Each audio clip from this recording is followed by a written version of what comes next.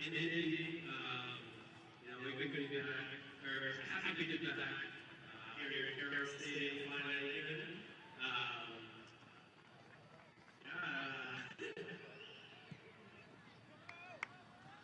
I just wanted to thank everybody for coming out. It's a beautiful day in Indy. I don't think there could be a better situation here with both my former clubs so far. Super excited to watch both of these guys play, and I know they're going to put on a fantastic show for all of us. So everybody can take a second and look around next to you guys. Everybody raise your glass for a great evening, a beautiful game of soccer, and here's to Indy. Cheers, guys.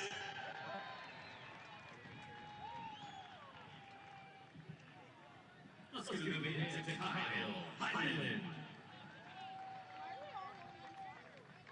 If it's the officials for tonight's match, our captain fighter, Ripper Mayo, Chris Trust, and soon get to Day. And now let's meet the starting lineup for our visitors tonight, OKC Energy FC.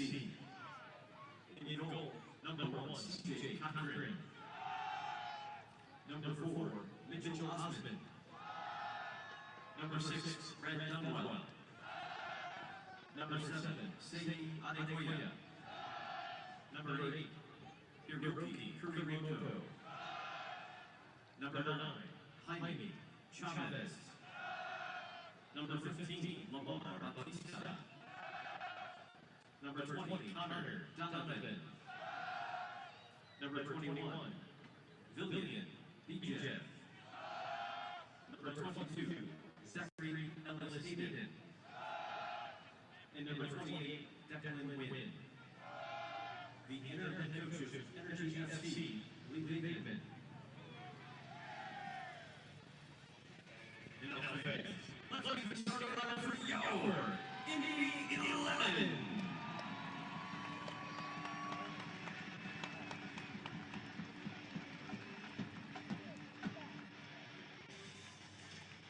In goal, number 1, Jordan Farr.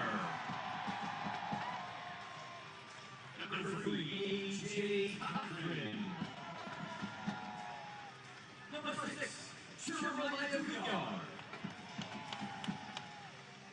Number 10, Gordon Wild. Number 15, Daniel Shaw. Number 19, Reese Buckmaster. Number 20, Carl Winnett. Number 27, Nikki Law. Number 29, Manuel Artiaga. Number 35, Abubakar Sissoko. And the captain, number 7, Ayose.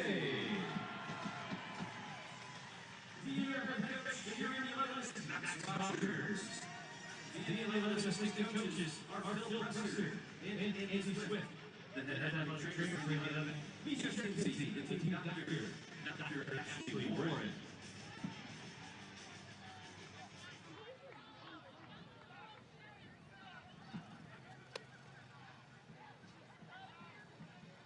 Ladies and gentlemen, please rise as I roll your backs beyond the stage with the playing of our national anthem.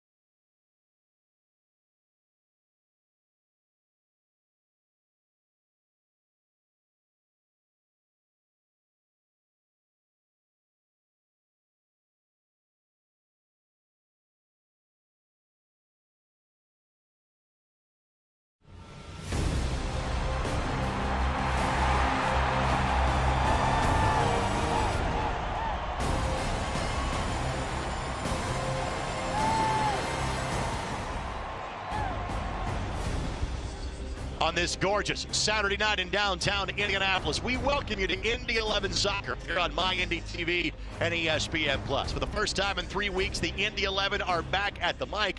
And for the second and final time at home this season, they play host to OKC Energy, a team they played to a 1-1 draw back on June 2nd.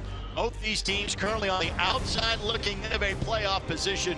But if the Indy 11 can get just their second home win of the season, they'll be right back in that playoff position, knowing the second half of the season begins tonight. Alongside Brad Hodder, Greg Rakestraw with you. Thank you so much for joining us for Indy 11 Soccer. The last time we were with you, all kinds of positive vibes for the Indy 11, a 2-0 road victory in Tulsa. 4 days later and 6 days ago, it went the opposite direction in a hurry. Fastest goal allowed in Indy 11 history, 12 seconds in, and Atlanta United 2 scored 6 against the Indy 11, a 6-2 victory. How must the Indy 11 bounce back from a performance like that one? Hey, it's life. We deal with it when you have a bad day at the office. You got to learn from it. You got to bounce back, and you got to move on. We'll flip a common phrase. We'll add injury to insult for the Indy 11. Notice they lose by 4 goals. 2 key players got hurt in that game. First of all, Nick Moon, who did score a goal in limited minutes before he got hurt. He has an ankle injury. For the first time in his Indy 11 career, he will miss a match tonight. And Jared Timber, a young man that had a serious leg injury at Butler. This is his other leg, and thankfully it was not as serious as the stretch would indicate. But again, Jared will not play tonight either. So with that, we'll take a look at our injury report brought to us by Community Health. Those two join Carl Haworth. Carl has yet to play this year, but he will be back on the field in the very near future. So how do you bounce back from losing 2 key pieces? How about you bring back a couple of key pieces? Jordan Farr will start for the first time in nearly 2 months. Neville Hackshaw's last start was on June 26th. Brad, what does their return mean to tonight's game? Well, it's an uplifting moment. I mean, you look at some of the ups and downs that this last couple weeks has had, and you get guys back that everybody believes in, everybody's got confidence in, so it just gives the whole club a lift. Again, Neville Hackshaw has played limited minutes each of the last 2 matches. I think he's good for about 60 or so in tonight's contest. Starting lineups come your way next. Both teams looking for the full 3 points this evening. It's Indy and Oklahoma City. Thanks for joining us on MyIndy TV and ESPN+.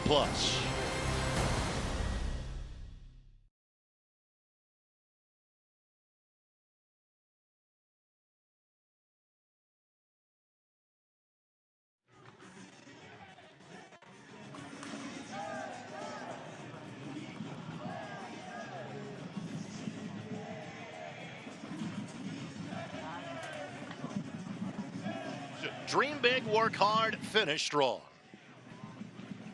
And by your Central Indiana Honda dealers, the official.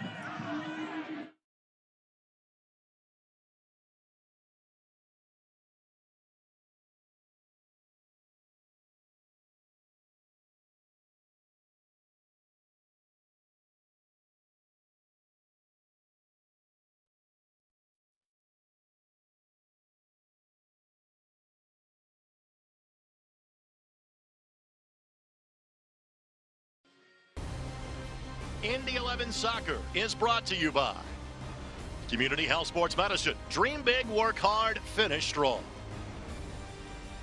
And by your Central Indiana Honda dealers, the official automotive sponsor of the Indy 11. Time for our starting lineups. They are presented by your Central Indiana Honda dealers, the official automotive sponsor of the Indy 11. Again, Jordan Farr, his first start since June 15th, and 5 at the back for the Indy 11. First time we have seen that, at least this year and for a long time. Yeah, I don't know how much we're going to see of it, too. I think those wing mids are going to come back and provide a little bit of cover, but then they're going to get forward. As you know, Iose is always free to roam about the building wherever he is allowed to play for the Indy 11. Now, on the flip side, for OKC Energy, they played on Wednesday. They played Atlanta on Wednesday and played them to a 2-2 draw, giving up a tying goal in the 93rd minute. So with that, they have made several changes. In fact, they've got a young man in Sheyi Adekoya that is making his first start with the team, a very recent loan for Phoenix Rising. Yeah, you could tell that the way they played in Atlanta that they were preparing for 2 matches in 4 days. And of course, Mitch Osmond, great to see him back here in Indy. Spent the last 2 years playing for the Indy 11. And Mitch still sporting that low-grade aerodynamic mohawk that we saw of him from back on June 2nd. There you see Jordan Farr in your screen, and what would an Indy 11 broadcast be? But a shout out to the Farr family back in Salem, Oregon. I think their weather has taken a turn for the better, as ours has over the course of the last 24 hours. Tonight, the 9th match of the season for Jordan. Again, he had missed the last 2 months after a wrist injury suffered in a 1-0 loss against the Pittsburgh Riverhounds on June 15th. Well, you know it's always going to be sunny out west when your boy's playing in goal. And I tell you what, you take a look at him through warm-ups. He looks quick, he looks sharp, he looks ready. Villian Bija standing over the ball for OKC Energy. Kevin Fiker is our match referee. Bijev with 9 goals in the season. This is from back to Mitch Osmond, and we are underway here at Carroll Stadium. As always, we thank you for joining us for Indy 11 Soccer on MyIndy TV and ESPN+. And there are 2 more matches left to play between these 2 sides this season, and they will occur in a 4-day span, both at Taft Stadium in Oklahoma City, because these 2 teams got in about 45 minutes of soccer 5 weeks ago before the heavens unleashed and the power was lost in the area around the stadium. And so the match was abandoned. So these 2 teams will again play twice, September 26th, September the 29th. Indy will stay in that duration. Oklahoma City will have that September 26th match for you on MyIndy TV.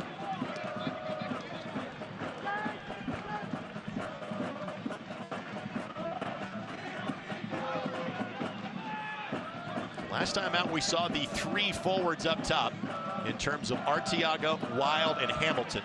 Good job by Sissoko to pick the pocket of the midfielder that was in possession for OKC. Gordon Wild gives an early blast and took a harmless deflection off an Energy defender. And a goal kick coming up for C.J. Cochran here in minute number 2. I tell you, I like that, because what you're doing right there is you're letting the defenders know you can't give us too much space in this window. That's going to press them higher. It's going to open up a little bit more of opportunities and lanes in and behind that back line. See Cochran stats on the year. This is his 18th match in 19 played for OKC Energy. And I think one of the clever things about this lineup is you got Arteaga, who's I love him as a target. I think he's great in that role. I think he's a great finisher. And you got the 2 guys that are playing on his wings, just a little bit underneath him, in Law and Wild, as the 2 guys on this team that have created the most opportunities for Indy 11. Great read by Iose, the captain for the Indy 11, making his 86th appearance in an Indy 11 uniform. Good for 6th most in franchise history, and earns a dangerous free kick here in the very early going for the Indy 11. I tell you, Gordon Wild has just been so dangerous on restarts in the attacking third. Wild has an assist against OKC this season. That came off a corner that was sent the direction of Nick Moon back on June 2nd. Serves that one in. Jeremiah Gutyar racing over to track it down for Indy. And now Nicky Law will look to steer it inside of the 18, and didn't hit that one the way he wanted to. So far, Indy has been on the front foot in the early stages of this match. Last touch by Gutyar, throw it coming. Quickly, the restart. Good tackle. Ball was not at the feet of Adekoya for very long. The ball was thrown in by Declan Wynn. He too is a new face from last time that Indy saw OKC. They have acquired 4 players on loan since July. Opportunity here for Adekoya. Hackshaw does just enough to get in the way. And eventually a foul whistled. Veteran play right there. Just that hand on that shoulder, that little tug right there, just gets him off-footed, off-balance a little bit. Not enough for a foul, but enough to knock him off stride. And Nebbiolo spent most of July representing Trinidad and Tobago in the Gold Cup, and then came down with an illness before the last match that they were to play in the Gold Cup, which cost him kind of his first match back on July 24th as Arteaga whistled for a foul. Hackshaw has eased his way back in the lineup. He played about 15 minutes in the victory in Tulsa. Played the last 30 minutes in the loss to Atlanta United 2 on Sunday night. You see the gentleman that was first team All-League in 2019 and second team All-League a season ago. And simply put, is one of the best defenders and perhaps maybe the best left back in the entirety of the USL Championship. 100% agree. And I honestly, I think his minutes are not going to be dictated by where he is. I think it's going to be dictated by where the scoreline and the minutes in this game are. Last time he was a starter for the Indy 11, he had both a goal and an assist in the 3-3 draw against Louisville on June 26th, and he had an assist on the first goal in the victory against Tulsa 10 days ago. Adekoya is onside, but is taken wide. Plays this one across and quickly swept away by Hackshaw. And eventually a throw-in coming here as we begin minute number 6 at Carroll Stadium.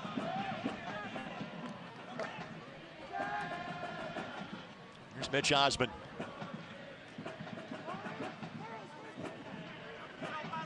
In 24 matches as the primary backup at all 3 defensive spots along the back line the last 2 years. He and Connor Donovan, who's got the ball at his feet right now, have played every minute of every match this season for OKC. That's such a valuable thing as a coach. You just know you can pencil these guys in, not just because of the steady play that they have on the field, but the toughness that both of them bring. B-Jeff. Iose got in the way of that pass intended for Zachary Ellis Hayden. Arteaga just a bit behind Wild, but allows the team a chance to get a bit more organized here for Indy. The last 2 games that the Indy 11 have won, Gordon Wild has scored a goal in each of those. Against Sporting Kansas City 2 and Tulsa. Hackshaw. Target was Arteaga. That ball headed away, and a corner coming for Indy here in minute number 7. Yeah, there's good things that happen with Gordon Wild in the attacking third. It's unpredictable. It's creative. He's able to break down entire back lines or do things 1v1. Fans since 1947, Select has been the leader in soccer ball quality and innovation. Select is the official ball supplier of the USL Championship and many of the elite leagues throughout Europe. For the latest Select products and special offers, visit SelectSportAmerica.com. Wild steers it in, looking back post, and nobody there. Wynn will send it sideways for an Indy 11 throw-in.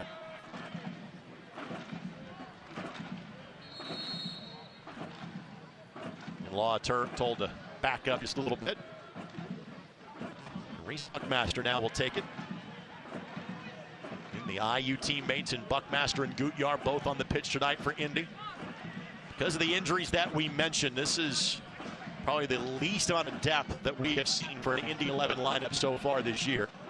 In fact, there are 2 players dressing tonight that have yet to appear in an Indy 11 match. One of them was signed on Monday. That is Chris Revelorio, one of 4 players brought in on an academy contract as of Monday. He is 17. The other player is Aiden Liu. We've seen him in the 18, but he's yet to play in a match this year. Young defender from Chicago that is on loan from his team in Denmark. It's a great win by Matt. Look at Nebbiolo. Blocked by B-Jeff. B-Jeff, the leading goal scorer for the OKC Energy. And speaking of BJEB, he factors into those keys, which are brought to us by your Central Indiana Honda dealers, the official automotive sponsor of the Indy 11. Mr. Hodder, the floor is yours. Thank you, Bob. Well, you talk about losing the dynamic play of Moon and the steadiness of Timmer, and it ain't going to be easy, but hopefully Superman pops up into this building today. Indy 11, we've talked about it a lot. There are 5-minute blocks in the matches that Indy 11 has clicked off, and it's cost them. 58% of the goals that they've conceded have come in the 5 minutes to start a half, end a half, or right after they've scored. For OKC, today is not Wednesday. Wednesday they came out and they played Atlanta as if they were playing 2 games in 4 days. They sat in, they held only 30% of the possession. They countered, they did very, very well, but they were playing to get points in both matches. And then Sofia. Sofia is the capital of Bulgaria, Rakestraw. It also happens to be the way that my daughter spells her middle name, and it is the birthplace of BJEB, who is absolutely on a tear since June 2nd here in this building. He was playing as an outside midfielder. At halftime, they moved him up forward. That's changed everything. In the 9 games, before that switch, 1 goal, 1 assist. Since they moved him up top, 8 goals, 2 assists have been added. OKC is going to do well to have BJEB create some chances tonight. BJEB had a goal from the spot and then a second-half goal in the run of play for OKC against Atlanta. Added 2. He is now up to 9 goals. Only Haji Berry of Colorado Springs as Sissoko takes the tactical foul and draws the card for it. So first yellow shown to Abubakar Sissoko tonight. But to finish thought on BJEB, only Nico, Brett, and Haji Berry in this league have more goals than BJEB did entering match play today. And one thing you will note, there are 4 players that are in the Central Division that have 9 or more goals on the season. BJEB, Lancaster, Murphy of Oklahoma City, Louisville, and Memphis respectively sitting on 9. Nico Brett 11 for Birmingham Legion. Yeah, and it's crazy. When you take a look at the tear he's been on since the move up top, you look at things and you say, why did it take 9 games? You know, where is this guy? Where is this team this year if he's up there from the beginning? Now, thank goodness they figured it out in the first quarter of the season, because it's changed everything for OKC. Iose. Out of Gordon Wild. Wild with the most shots on target for the Indy 11 this season with 15. And that's great. Such a wild card. When watching a guy like that on film and preparing for a game, and he's willing to interplay and have little back heels and create chances and take shots from anywhere, anytime he gets the ball, your radar's up. Guyar was able to keep that ball in play. Could not maintain possession. Off the boot of Ellis Hayden, the Canadian for OKC Energy. The throw-in coming for Iose. This is the first year that these 2 squads have faced each other. This is the first year that OKC has been a part of the Eastern Conference. Same for Tulsa. This match is brought to us by Community Health Sports Medicine. Exceptional care simply delivered. Here's Cochran. We first saw C.J. Cochran in goal for the Atlanta Silverbacks back in 2015. NASL days for the Indy 11 back in their 2nd season of existence.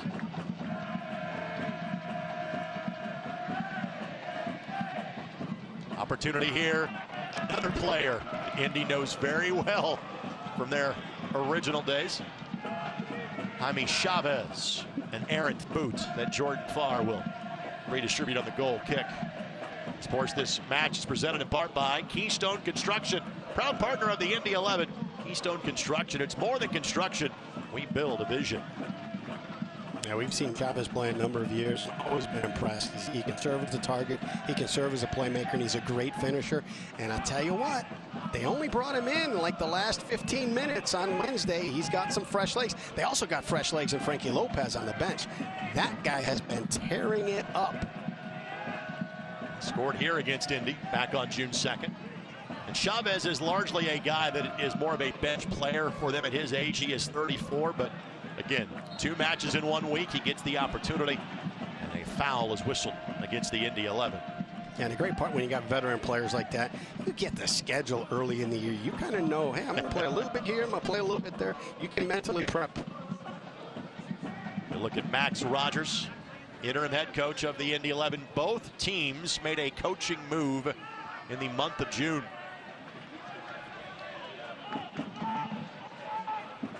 I like the pressure. OKC made a coaching change on June 4th. Indy made one on June 16th. Flick forward by Law. Ardiaga did not make the corresponding run to go with it. We saw Max Rogers. Lee Veidman is the interim head coach for OKC Energy. OKC Energy went on a tear after making that coaching change. They had won just once in the span of 23 matches in 2020. And to start 2021, they had drawn 4 and lost 3. But since that time, they have put themselves immediately back into a playoff position. One of 3 teams that entered the day with 22 points that were in spots 3, 4, and 5 in the Central Division. Well, there's already been a result that has gone the way of Atlanta United 2 that alters the standings just a bit.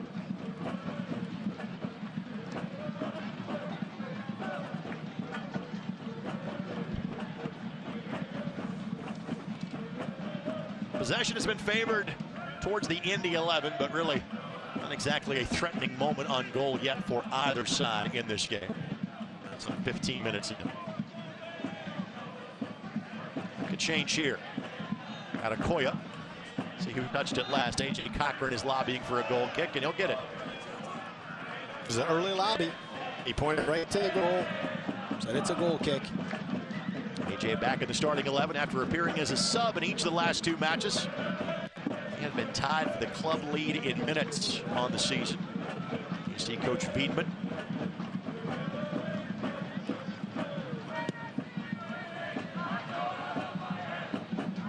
Alexis Vizarellis, goalkeeping coach, immediately to his left on the Energy bench.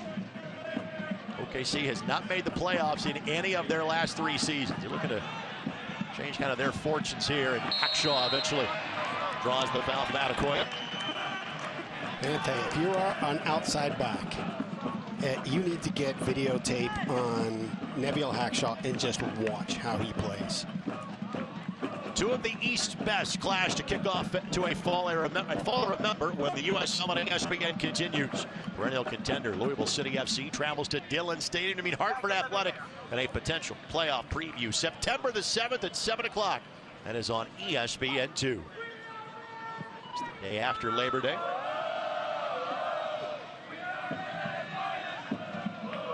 Indy has not seen Hartford since a 4-1 victory against Hartford at Lucas Oil Stadium towards the end of last July. Indy will see Louisville twice more, both here as the season unfolds. Adekoya. Good hesitation there. Also a good recovery by the Indy 11.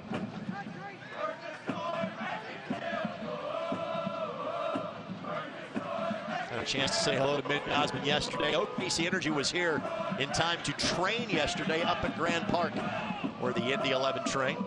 OKC had late afternoon training time and happened to be out covering Colts training camp at that time. So one of your 72 different sports hats that you wear. I've got a few of them. It was good to holler at Mitch, and one of the most well-known faces and voices in the Brickyard Battalion, Peter Evans, was out there as well. I had a chance to catch up with Mitch during yesterday's training session for the Energy as well. Batista sends his ball down the left flank. Chavez trying to carve out some space. Ioze trying to prevent Ellis Hayden. Blocks one shot. Not out of danger yet. Cross doesn't get through. It will be a corner. It's well done. Ellis Hayden brings that ball down. Ioze takes away every possible look. Great defending. That was wind that sent that ball in. It didn't look like much. It created not one but a couple of chances for OKC Energy. Wynn is a player that's spent the last 3 seasons playing at the MLS level for the Colorado Rapids.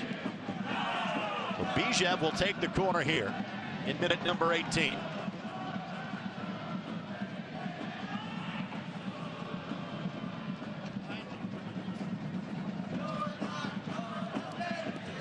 series of runs towards Jordan Farr. Farr the punch. Be a corner from the opposite side here for OKC. It's well done. You always wonder, you can get your practice rhythm down, you get your pregame rhythm down, but you got to make that first kind of decisive moment to get your feet underneath you, to get confident. And here's a ball that's like, it's right on the edge of his range, but he got it, boxed it away, cleared it out of danger.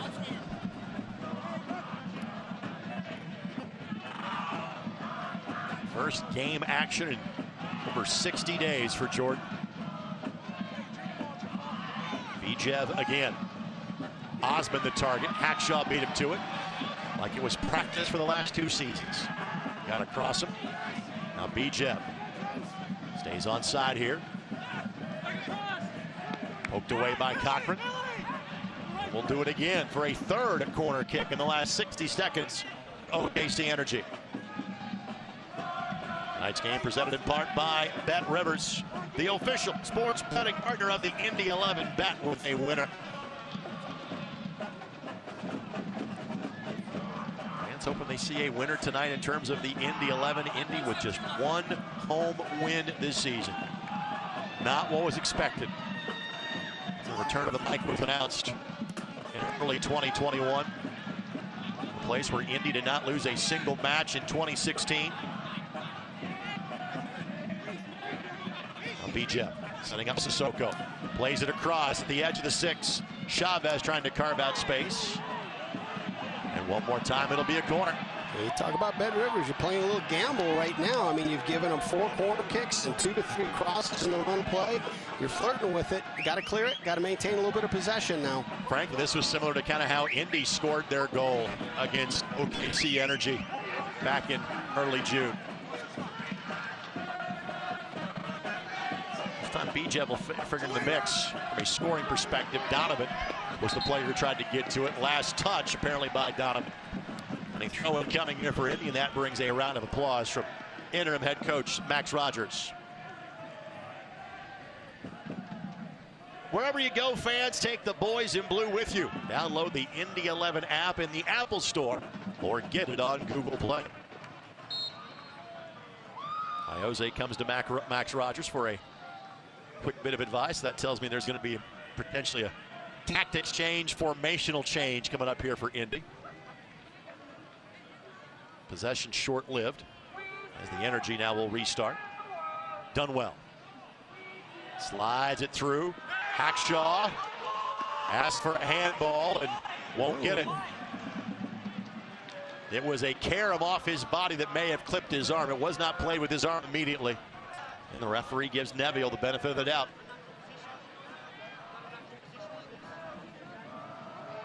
And in a matchup where these teams have basically played almost a game and 3 quarters worth of soccer this year, they've been even at every step of the way. That could play an awfully big part. Let's take a look. Yeah, and virtually even in the standings too. I mean, this is a critical opportunity.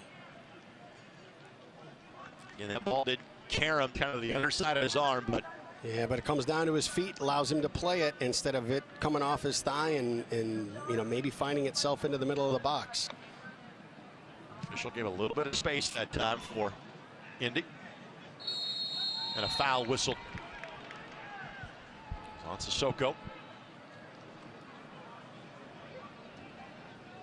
So the possession advantage starting to tilt towards the visitors from Oklahoma City. And he was on the road for 2 last week. They'll be on the road for 2 next week. OKC is going through that as we speak. Ridiculous confidence right there, building that ball out of the back.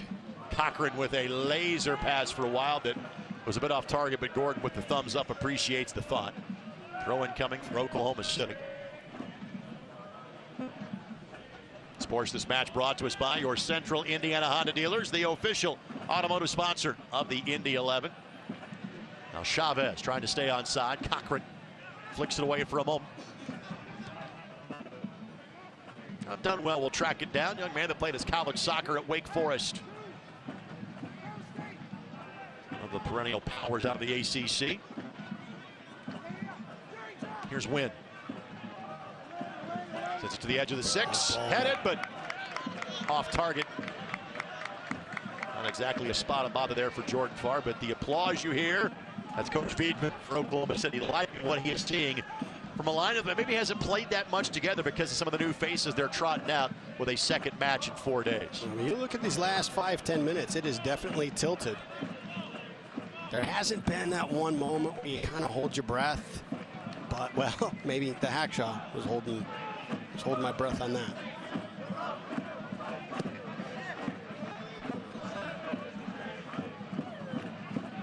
Arteaga. Not as many attackers around him tonight. I mean, it's just kind of necessity, the mother invention in terms of lineups for Indy.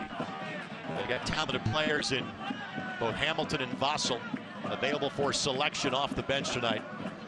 But knowing they just simply do not have that depth in midfield because of the injuries they are going through. No Nick Moon, the departure of Cammie Smith from the team in mid-July. Gershon Kofi in the 18 flag goes up. Chavez was in an offside position. That ball was played in his general direction. And I would expect you will see Hamilton and Vassell at some point in time coming up in half number 2. And I'm also not sure if Neville Hackshaw is really 90 minutes fit yet for Indy either. Here's Nicky Law. Well done by Osmond. Good read by Hackshaw as well. A lot of times last years we would say those names in tandem because they're on the same team. Not the case this year.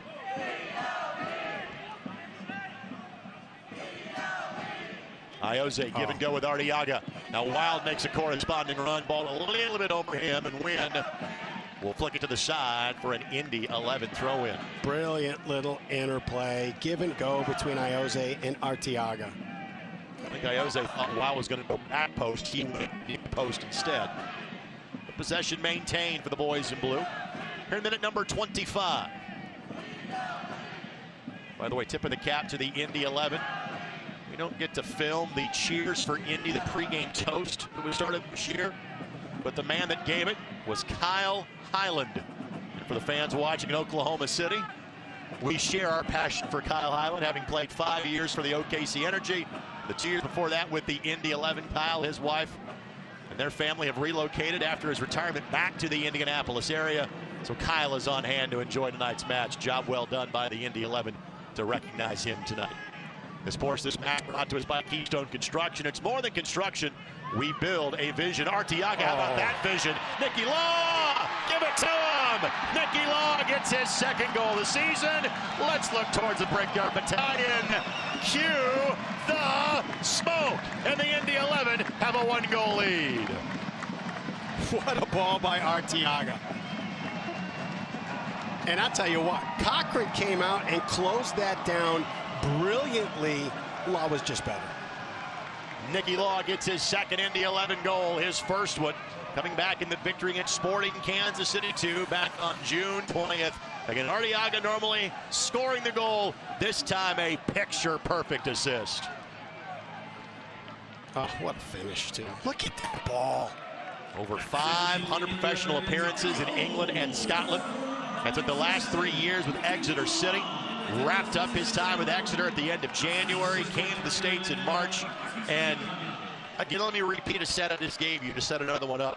Over 500 appearances as a pro, but yet he leads the Indy 11 in minutes played this season, and he's been top shelf from day number 1. And second in chances created. And what's so impressive about that is he started the season in that first block of games holding a little bit deeper in the midfield. And ever since they pushed him up top, the numbers have grown. And now Arteaga with the pressure. I love that pressure. I do think that's off his boot. I think it will be a throw, and that is the case. What does this opening goal mean for Indy to tonight's contest, Brad? Hopefully you don't relax too much, but it does get you a little bit of comfort in saying, okay, we it's clicking, and we've got some good combinations. We finished a really good chance. He's got just 5 home points this season. One of them coming against Oklahoma City. Their only home win, May 22nd, against Sporting Kansas City 2. Another quality ball from Iose here. Ellis Hayden, deflection, takes a lucky turn for Oklahoma City. And Cochran fighting that sun able to grab it without too much of a problem. Fans, be sure to join us every Saturday morning for Soccer Saturday on 93.5 and 107.5 The Fan. Had a fun show today, joined by the club's all-time leading goal scorer, Ayman Zayed. Congratulations to Ayman, named this week as the new head coach for a team that will debut in League One next year, Northern Colorado Hailstorm FC. And we were joined by Tom Rennie from Sirius XM FC and Talk Sport. He had the call of today's match across the globe on English-speaking audio for Norwich and Liverpool. Max Rogers was part of the program as well. And next week, how about Westfield native Eric Zavaleta of Toronto FC and the El Salvadorian national team. That's next Saturday on Soccer Saturday on 93.5 and 107.5 The Fan. Foul whistle against Indy 11. And a talking to coming from Kevin Fiker before we restart. Arteaga and Batista having a word. And Batista is one long drink of water over there, isn't he? Holy smokes. Arteaga's not a short guy. Well, when a guy kind of pops out to you, just the eyeball test in pregame world, you go, man, he's a little bit taller than most everybody else. He is one of those new faces that we did not see. In fact, he joined Oklahoma City as of last Friday. They have a player as a reserve that joined the team today on loan from Nashville SC in Major League Soccer.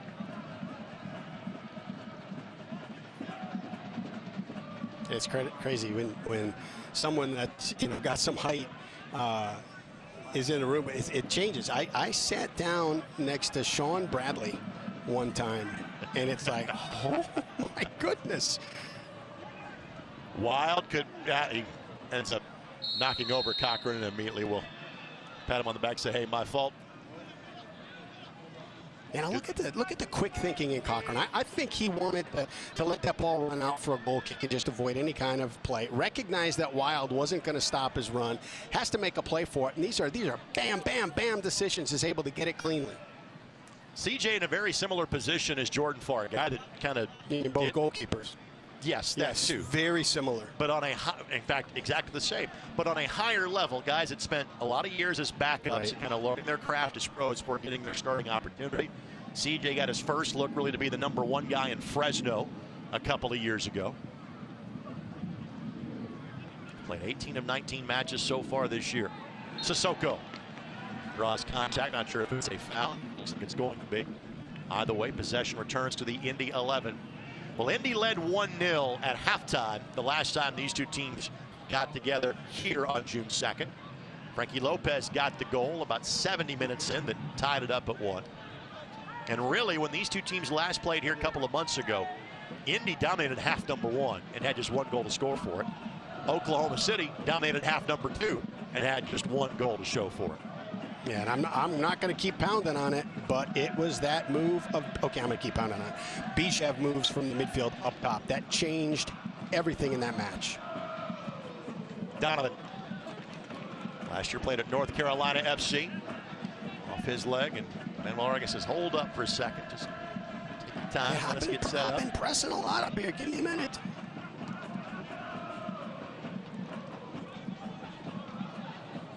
You talked about Oklahoma City kind of playing on Wednesday night a style that gave them a little, energy management. Sorry for that. I apologize. That's brilliant. That's brilliant. Trying to conserve some energy, if you will, for knowing they played twice in 4 weeks. You kind of wonder if Arteaga is in the opposite boat, as in, hey, you've got Hamilton and Vassell off the bench.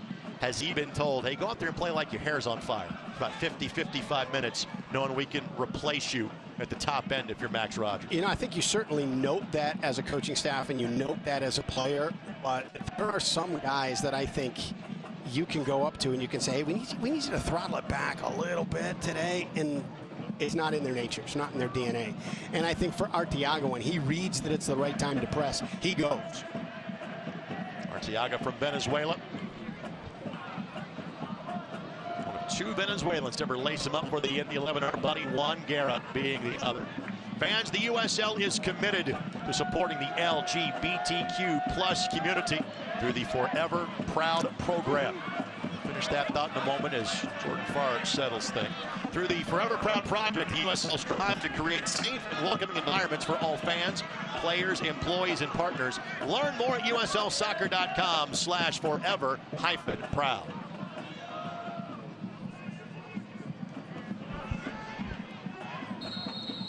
It's going to need to be a foul, as I think that Arteaga apparently got a piece of the leg of Batista. Let's send that ball the other direction. And it'll draw Max Rogers towards our fourth official for a brief and seemingly friendly conversation. Max joined the staff in April, became the interim head coach less than 2 months later. Spent the last 3 seasons with St. Louis FC. Her coaches.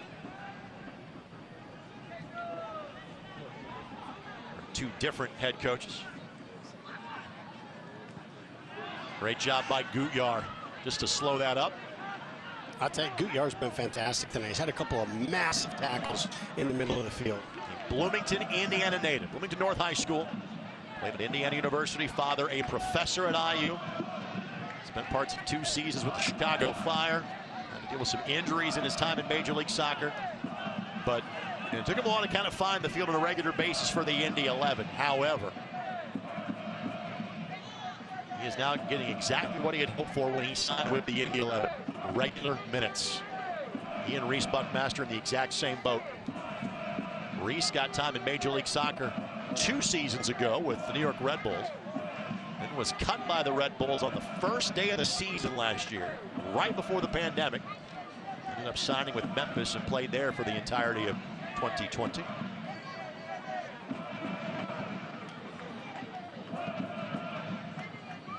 Fans, show your Indy 11 pride and get your exclusive IMCU Indy 11 debit card at any IMCU branch or online at imcu.com today.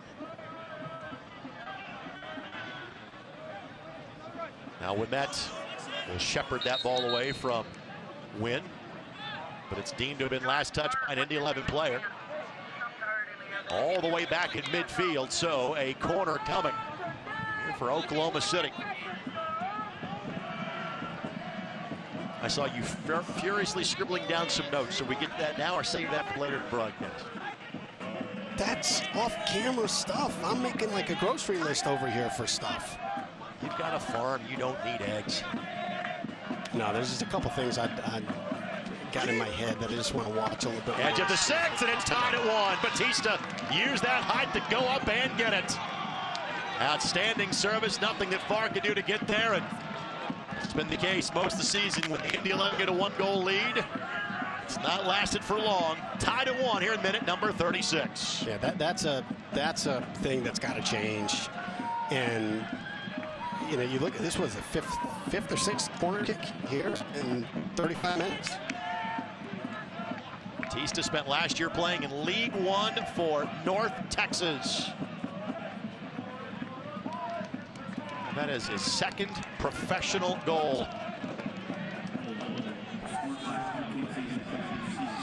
6'5". Used every bit of that to level this match at a goal apiece.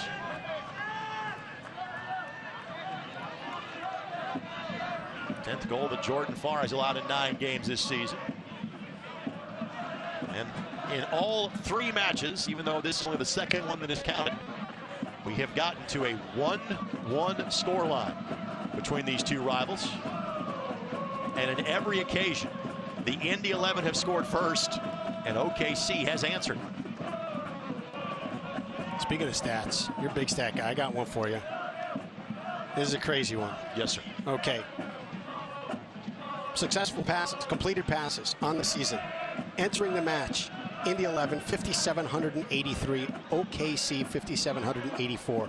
They are separated by 1 successful pass through the course of the season so far. Wild bumped off by Batista. Official pays it no attention.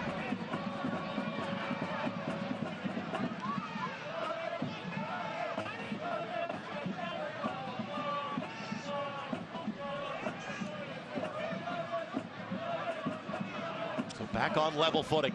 The lead belonged to the Indy 11 for about 10 minutes.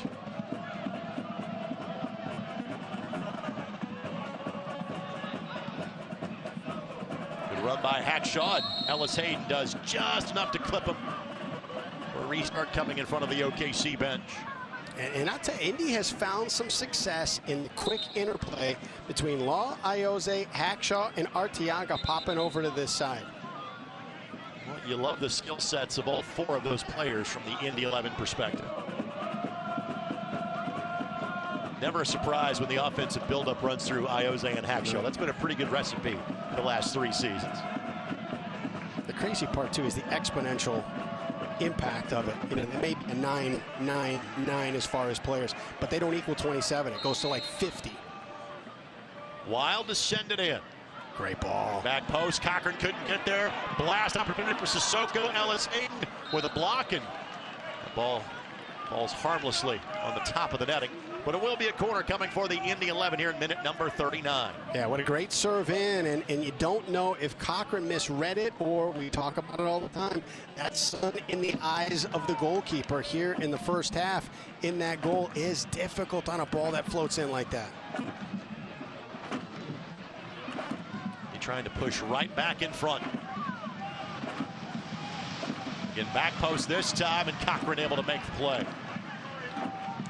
He will launch Adekoya quickly, far off his line. Wow. Just almost sticks the left foot to it.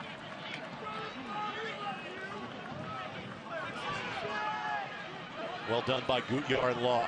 Now Iose's got a run going, but I think he didn't see it. There's Carl Ouimet. Carl in his 94th appearance for the Indy 11. Third most in club history. 6 away from becoming the 3rd player in the history of this franchise to make 100 appearances for the club. Don Smart 101 and Brad Ring 115, the all-time leaders.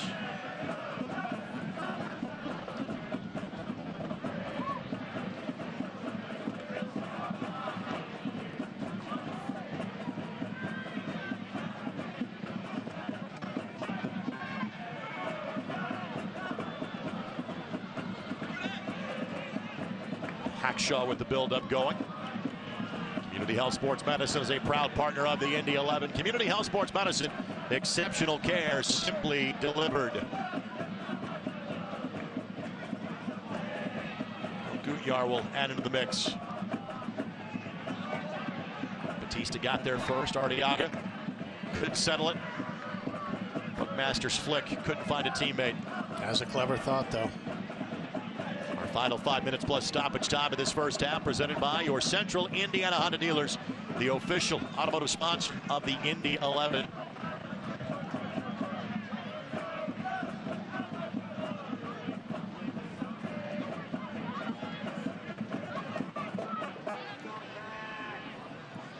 Iose. Oh, Arteaga trying to get a second touch to it and couldn't.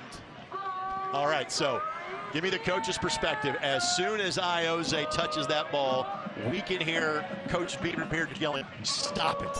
What was he seeing? Well, what he's seeing is Iose without pressure on him and runs coming off of him. And if you don't have to watch Iose long to know that he can find the pocket, he can find the window to drop the ball. So you got to either stop that ball, or you got to make sure everybody's marked up tight, and they did that with Arteaga. Cochran read it well and came out and collected it. I mean, he said that in the tone. I have a 6-year-old at home, and I use that same intonation. Stop it. A great amount in the Rakestraw household. I honestly think I've heard that tone directed towards me, too, sometimes. I also have a 50-something-year-old in the broadcast that I say that to. All 3 of your kids. Even with a couple of goals, I don't think we're looking at a great amount of stoppage time at the end of this half. It has been a very evenly played half, as is reflected by the current score. Slippage here, opportunity here. Adekoya plays it across, and ball should have been to Chavez. Instead it went right to Jordan Farr. Yeah, wasted moment for OKC. Turf monster, unfortunately. Got Carl Ouimet that time, but it did not come back to haunt the Indy 11. Just stumbled. And of all the permutations, that was probably not the right one to shoot at that closed angle from the Oklahoma City perspective.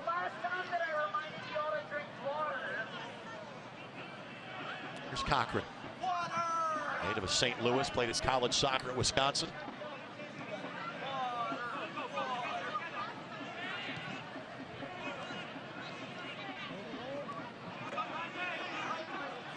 Hackshaw, a guy who has led the league in passes completed or been towards the top of the league each of his first 2 years in Indy. Hasn't played enough matches this year to be able to do that. You know what's crazy about that, too, is you expect that from your back line, that they're going to complete more passes because there's not as much pressure. Sure. They can knock that ball, knock it back. But he gets forward so much, and it's not just him off of a run. He's connecting with guys.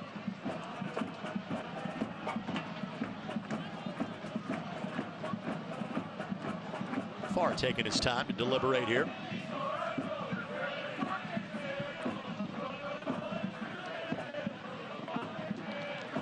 There'll be a throw-in coming for Oklahoma City. If you're Max Rogers, what do you need to see differently in half number 2, Brad? Well, I tell you, I really like the opportunities that we're coming off of these connections here on the left side of the field with Hackshaw, Ioze, and Law. I think all three of those really high IQs. And then you got Arteaga popping in and allowing another release. The one thing I'd like to see changed a little bit, I saw it a lot in the Tulsa game, is there's pretty good pressure from the front three. Oh my goodness. That's a card. It will be a yellow, and you could argue it should have been more than that. That was completely unnecessary and avoidable contact that was given by Adekoya there. Hopefully Farr can bounce right back up, but it was just very unnecessary. And you love the thought, you love the, he takes off, he's coming in to press the ball, you love the pace on it, but at some point, if you're not going to be able to get there, you got to pull off of that tackle. Take a look at it here. Again, there's no reason for that whatsoever. The ball's already been played away from him, and you look at it, and yeah, you can see why you chase it. It's a bouncing ball to the goalkeeper. That's a tough ball to play, so it's worth the effort. And that is the end of the half. In fact, we do not have a single second of added time at the end of half number 1. Arteaga was hoping for a foul, did not get it. We are all square going to halftime at a goal apiece. Your thoughts on the first 45? Even. The scoreline, I think, indicates what we saw on the field. Both teams had opportunities. I could go back. I hate to sound like a broken record, but those 5-minute windows, you got to be focused and locked in on those. Nicky Law gets his second goal of the season for the Indy 11. Lamar Batista gets his first for OKC Energy. And as has been the case when these teams have seen each other all year long, very little separates the two of them. A goal apiece here at Carroll Stadium. Halftime show comes your way next here on My Indy TV.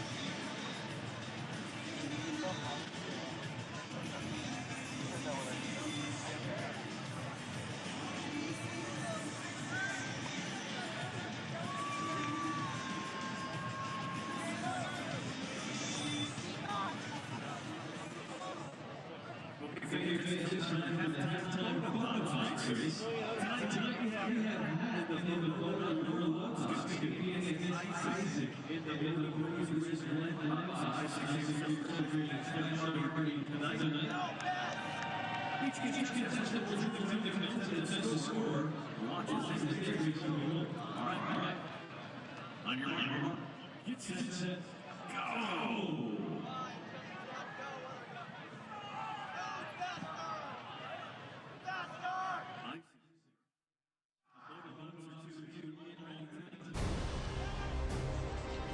Welcome back. It's halftime here in downtown Indianapolis on this gorgeous Saturday night. Indy 11 and OKC Energy back with halftime highlights, stats coming up in a matter of moments. But as we always do, let's take a look around the USL Championship in terms of league standings, stats, etc. First of all, our team of the weekend. Never a good sign when you played against the guy that was the player of the week last week in the USL Championship. Tyler Wolff scores a goal 12 seconds in. He would tack on 2 more, his first professional hat trick. He was one of 2 members of Atlanta United 2 that made the team of the week, presented by Clear Audio. And Hayden Daniels, a part of the team of the week from OKC Energy. Again, not seeing Daniels in the lineup tonight for OKC in this evening's contest. So, moving on, as we look around the USL Championship, here is the news and notes. And again, there is one young man on this Indy 11 18 tonight that is part of one of these new academy signings. The other ones being Diego Sanchez, Alan Torres, and 14-year-old Aiden Benitez. They are now in academy deals for the rest of this season as part of the great partnership the Indy 11 has in part with the Indiana Fire Academy. A lot of high-end goal scorers in the Central Division of the USL Championship this year. Villian Bijev entered play with 9 goals on the season. How about Kyle Murphy? He's sitting on 9 as well.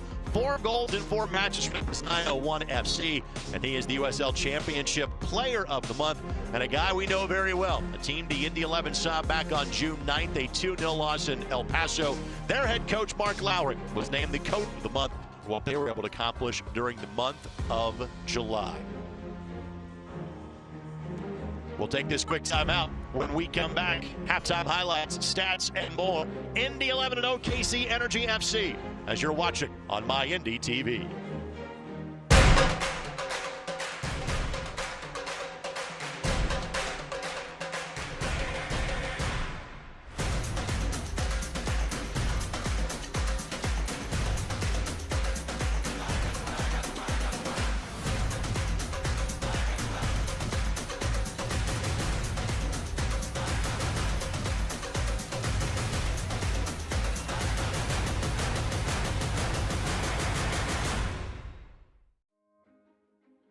I am a first-generation student here at Bellevue University.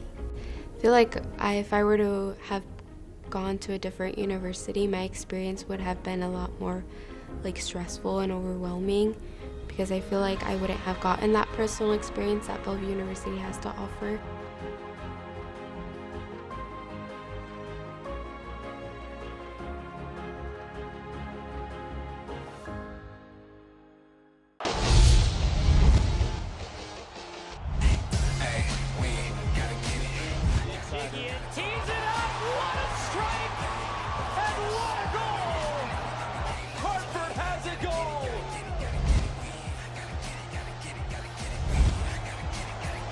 City double their money, and how sweet the sound in Lynn Family Stadium.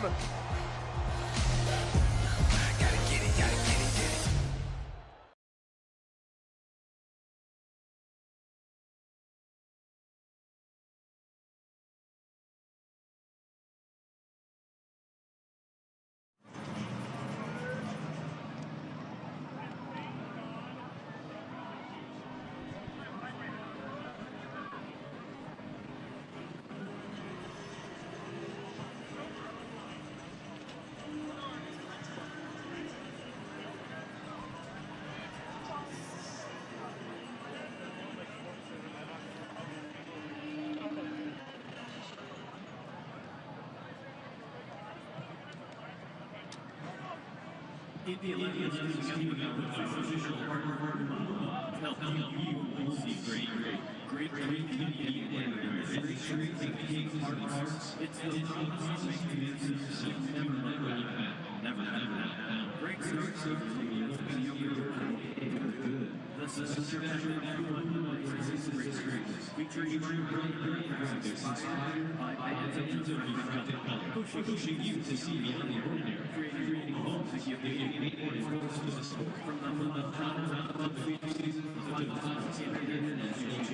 Look around you.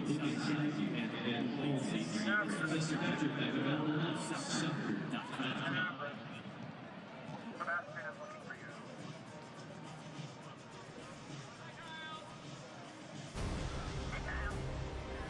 Welcome back to Carroll Stadium. Again, tied at a goal apiece between Indy and OKC Energy. Joining us on My Indy TV and ESPN Plus, alongside Brad Hunter, Greg Rakestraw with you. Quick thoughts on the opening half of play? Yeah, I'm happy with it. 1-1, very different than the last match that we witnessed. I think there's a couple things. You're in the locker room right now and you're saying, hey, you've done a good job on Bijev. Let's make sure he doesn't get loose. And don't forget Frankie Lopez is available to come off the bench. Be ready for him to enter play. Quick look at other scores now from across the USL Championship. Again, this is one of the handful of division games that are taking place today. One has already gone final. Atlanta United 2 with a 4-1 victory over Sporting Kansas City 2. Louisville City leading Tulsa 1-0. That is just getting underway. And Memphis and Birmingham Legion will get started coming up in just a matter of moments. Elsewhere in the East, the Charlotte Independents, now with former Premier League winner Christian Fuchs. He made his debut on Wednesday. They take on the Pittsburgh Riverhounds coming up tonight. So with that, let's show you standings, and that is even updated from that Atlanta United 2 and Sporting Kansas City 2 match. So AU2 knows they'll be no worse than third at the conclusion of business tonight, with the teams behind them in Tulsa, OKC, Memphis, and Indy chasing them. Again, draw a line between 4 and 5 as far as the last playoff spot is concerned in the Central Division. Upcoming schedule for the Indy 11. Indy goes on the road for a pair. Both these matches on ESPN Plus. We will not televise either of those two. At Loudoun United, at Sporting Kansas City 2. Then back for back-to-back home matches, which we'll have on either My Indy TV or Wish TV. Real Monarchs, who won the league 2 years ago. They're, of course, the affiliated club with Real Salt Lake. And then back here on Labor Day weekend as well. We'll talk to head coach Max Rogers when we come back as you're watching Indy 11 Soccer here on My Indy TV.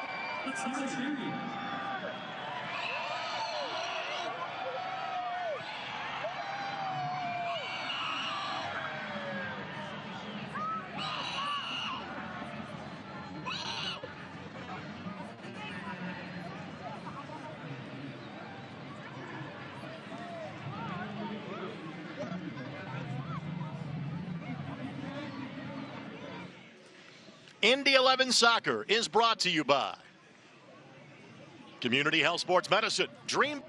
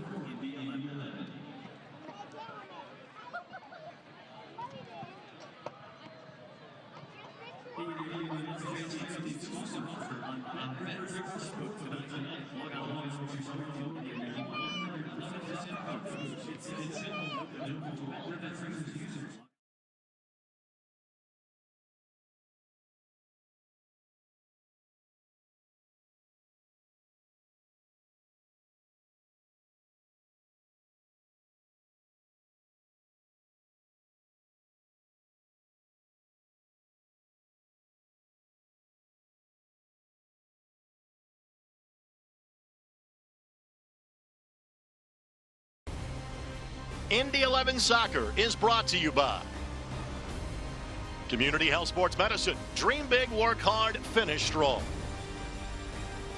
And by your Central Indiana Honda dealers, the official automotive sponsor of the Indy 11.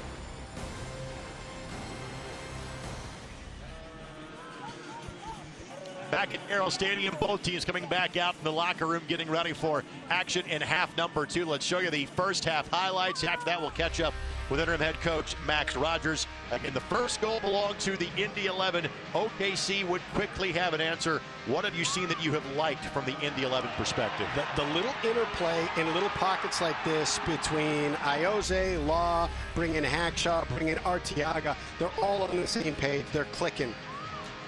On the other end of things, again, not much in terms of the run of play that would have scared the Indy 11, but simply too many corners allowed, and finally OKC cashes in off the set piece. Yeah, you give any team, 5 looks at it in the first half from the corner, and that's just from the spot. There's also those balls that come back out, and they got another chance to serve it in. You give enough opportunities for a team to serve that ball in, something's going to happen. A quick check of these stats from half number 1. By the way, I'm keeping my eye on Patrick Seegers. It appears he might already putting on a jersey to get ready for half number 2, so we'll monitor that. Possession in favor of the Indy 11. Decent amount of fouls, a yellow card on each side. A few more shots for OKC Energy, but shots on target the same again as we've seen all season long. Similar numbers between these two teams. Let's go to the field now, where we're joined by the interim head coach of the Indy 11 and Max Rogers. Coach, as always, thanks for the time. What'd you see from your boys in half number 1? Yeah, it was decent. Obviously, really good to score the first goal, and disappointed to concede the equalizer. But there's a lot of positive feelings there, and we know how we can hurt them. So we spoke about that at half time, and now it's just about going to execute. We love the build-up. Brad was talking about that a moment ago between guys like Ioza, Arteaga, and Law that cashed in the goal. You've also got some good weapons off the bench in Voslin and Hamilton. What do we see from those two guys if they get the opportunity in half number 2? Yeah, well, we know both those players can score goals, so we've got goals in the bench if and when we need it. So, but yeah, it's just about starting the second half solid and then playing our way into the game. And as you say, with the combination between the attacking players, we know we can create more, and we want to create good quality chances, not just shots from random areas of the field. Max, we'll let you get back to it. Thank you, Coach. Greg, thank you. Got it. Max Rogers, interim head coach of the Indy 11, kind enough to join us. Neville Hackshaw will begin half number 2 for the Indy 11. Let's thank our friends at Heineken. Get great deals and catch all the exciting action from an exclusive vantage point in the all-new Heineken deck located at the northwest corner of Carroll Stadium. Tickets for the Heineken deck are just $15 and include 3 other Heineken brands all game long. A limited number of tickets is available for each game, so get yours today by visiting the tickets section of Indy11.com or by calling 317-685-1100 or in person at the Carroll Stadium box office on game day. And I saw Patrick Seegers getting the gear ready. He's not been asked to join the fray just yet. So both teams will go with their original 11s for tonight's match. Greg Rakestraw, Brad Hodder with you here on My Indy TV and ESPN+. And already Atlanta United 2 has recorded a victory today over Sporting Kansas City 2. They are in 3rd place in the division. Birmingham in 2nd, Lou City in 1st. These two teams currently on the outside looking in. Well, you saw it in the table there with Atlanta picking up those 3 points and being in 3rd with 25. This is a 6-point swing here. If OKC wins this match, there's 3. They're at 25. They're in that 4th spot. And Indy now is 6 points out of a playoff position. Giveaway that time by Buckmaster. Errant distribution back to Ahmet. Turnover and some real estate given up by Indy there. And again, there's always more pressure on the home team to collect all 3. And Indy does have a couple of games in hand on both OKC and Atlanta United 2 at this point. That's whistled against Adekoya. One thing that is of note of Atlanta United 2, they have played by far the most games of anybody in the division to this juncture. They're down to only having 12 games left to play in the regular season, and 2 of them are here. They have yet to come to Indianapolis this season. They'll be here for the first time on September the 4th.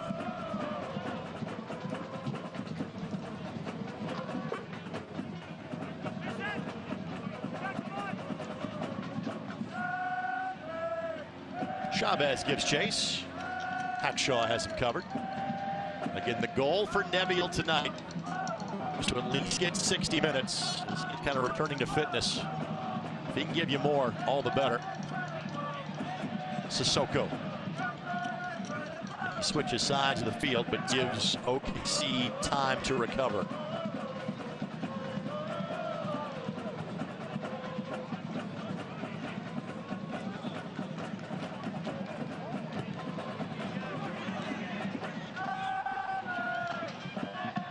No problem for Cochran there. Of course, this match brought to us by Community Health Sports Medicine. Exceptional care, simply delivered.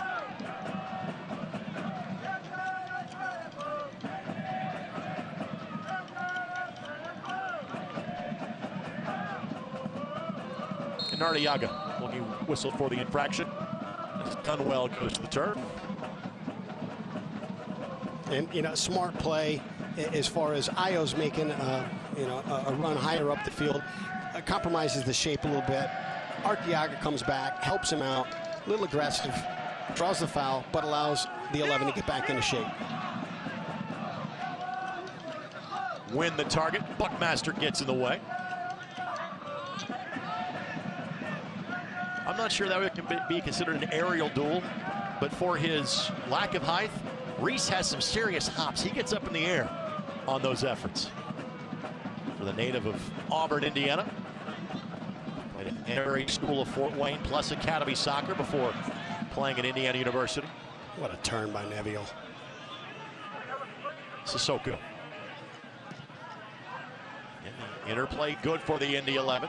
Can Law deliver? Arteaga the target, and ball eventually caroms off of Gordon Wild. It was a bit of a rare errant ball by Nicky Law, but immediately Arteaga puts his hand up and says, hey, yeah, I'll take it. It was good thinking, and then you take a look at the run Gordon Wild was making on the overhit ball, thinking, okay, if I can sneak in behind Mitch Osmond and he doesn't see me, I might be able to get a nick on this ball and drive it back across. And unfortunately, the ball just clips off of him instead of going out for a corner. Indy 11 Premium Suites, the perfect way to entertain your guests. Learn more at Indy11.com or call 317-685-1100.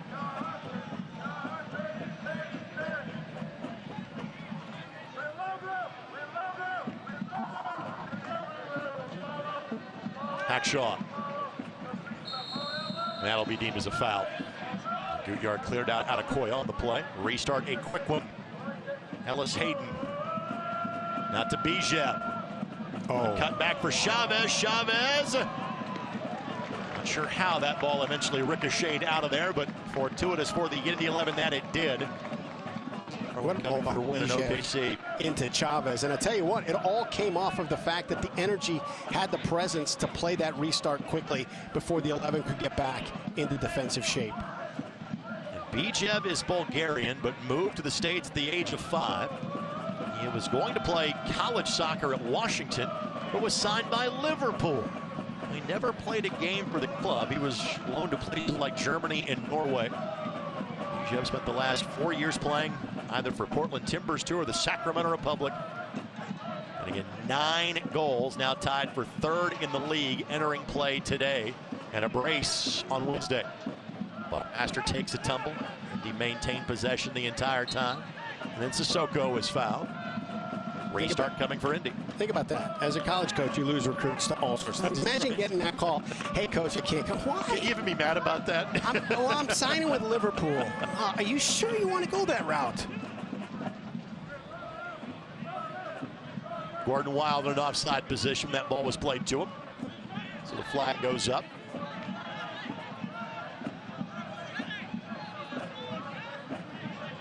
Indy's lining up like they think about a corner, but it's not going to be the case.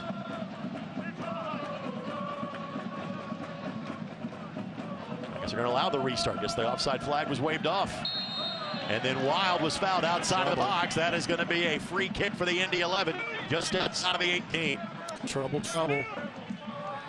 What are you dialing up here, Brad?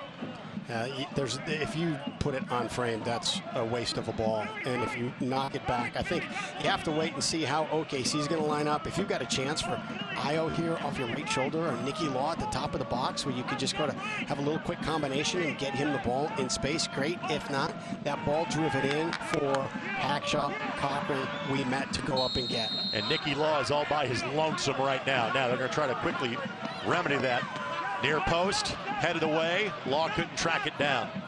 But that was a miscue on a couple different fronts. Law was all alone at the top of the 18. Now looking back, post, headed in! And the 11's got the goal. They take the lead. They take out a few signboards in the progress. That's all right. Smoke Mabillo one more time. It's a 2-1 lead for the Indy 11. What a serve. What a serve. Completely bent in behind the back line. Arteaga does not have to break stride. It is a dead sprint from the moment Nicky Law got the ball. Nicky Law has both a goal and an assist tonight. Arteaga gets his 4th goal of the season. His first since June 26th against Lou City in Indy with a 2-1 advantage here in minute number 53. Look at this ball. And then if you can pick it up, look at the run on the backside. Arteaga, full sprint. From the moment the ball hits Nicky Law, he knows where it's going. Trusts his teammate, put backside, kaboom! Arteaga made that look easy. The window of space he had was minimal. Picture perfect service from Nicky Law.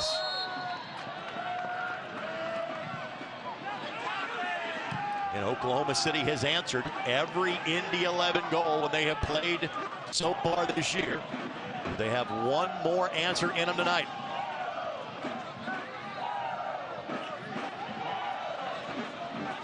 Trying to jump into 4th place. That's the best they can do tonight. When they beat Tulsa 10 days ago, they went from 7th to 3rd in terms of the points. And it looks like the first duo of substitutions are about to enter for Oklahoma City. And go figure, Frankie Lopez is going to be one of them. That is a 3-point takedown by Bijev. Tell you, Frankie Lopez, pace, technical ability, good finisher. Seems to like it on the right side a little bit more, so he'll hang out there. Might be coming in on the right. Adekoya's got a yellow too, so that might factor into who's coming out up top, even though he's done well in creating chances. It's like Kodai Ida is going to join the mix as well. Arteaga going to head to it, but not in a threatening position. A goal kick coming for C.J. Cochran. And Frankie Lopez will be coming in, and again, it's Chavez he'll replacing, and Chavez is more of a 15-20 minute player at this stage of his career, so gave the club what he could from a starting position. Lasted nearly 55 minutes. Ida will replace Bijev, so there's a big threat that will exit for Oklahoma City. And that may be the factor of Wednesday night, is that Bijev had to play that full match in that sweltering heat. That may have been part of the reason he has not had the same impact that he's typically had. So Lopez enters. He is from Cuba. He defected to the United States in 2015 while playing in an Olympic qualifier. Has 31 goals in the last 4 seasons, 3 so far this year. Kodai Ida enters the match for OKC from Japan. Got his start in North America playing like Abubakar Sissoko in the Canadian Premier League. In fact, played with Halifax, whom Sissoko played for last season. I'll tell you, the change you have to kind of tactically adjust here in your head if you're Indy is that Chavez at this point in his career is pretty much a finisher and a hold-up good target, whereas Lopez brings a whole lot more energy and pace going forward. Batista, the goal scorer for OKC tonight. They began this game as a back 3. They're kind of lined up more at the back 4 right now. Ida makes the run, finds some space. Plays that off the backside of A.J. Cochran.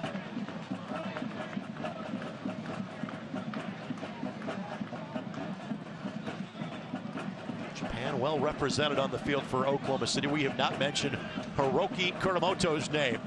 Starting holding midfielder tonight for OKC. Here's Lopez. Great problems already. Ida. Oh, what a move. Working around Buckmaster and draws the corner. So the subs immediately making their impact for OKC. Yeah, a little creativity, a little bit of pace. Fans, a reminder to watch Wish TV, your local news source. Find them online at wishtv.com. And the 10 o'clock news from Wish TV right here on My Indy TV this evening.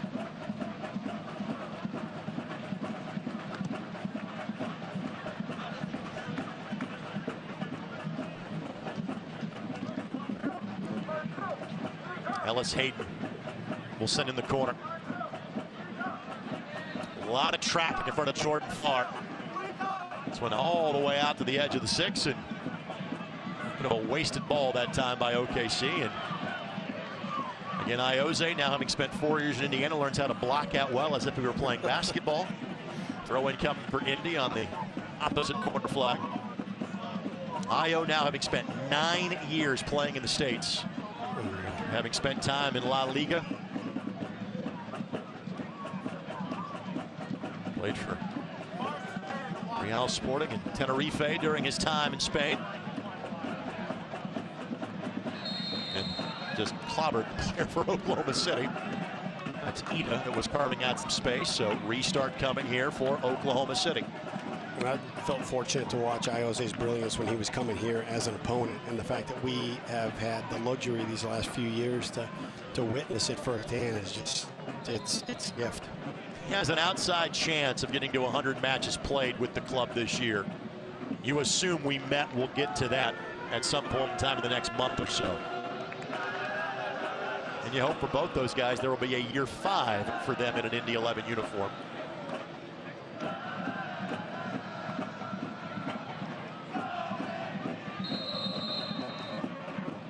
Ball steered in here. Wild got there first. Get back to Ellis Hayden. Osman on the back post, and that deflects off Sissoko. Another corner coming, and again, this is how Oklahoma City scratched out their goal in half number 1. Got multiple corner opportunities as you see the former Indy 11 man on your screen in Mitch Osman. And I'll tell you, that is a tough ball for Mitch Osman to try and get across and earn this corner. You got to square your hips up and serve that ball all in one motion. I think Jordan Farr was doing a little lobbying to our referee, saying, hey, watch the traffic in front of me. And of course, in this formation, the space clears out. Osman takes a tumble. Wynn steers it back in, but Arteaga decides to boot this ball somewhere towards the White River. Wild will immediately hustle and give chase. And got enough jersey there to draw the whistle immediately. Kind of a tap on the chest of both players saying, yep, no problem there, good play. Wild, the native of Germany. Played his college soccer at 2 different locations, finishing his days at the University of Maryland. For USL standing stats, all the latest league news, be sure to visit USLsoccer.com. Sissoko, good win, and takes a tumble. Seemed to have been a fair challenge that called him to cause him to sprawl out over the turf. We play on. Sissoko stands and tries to get back into position.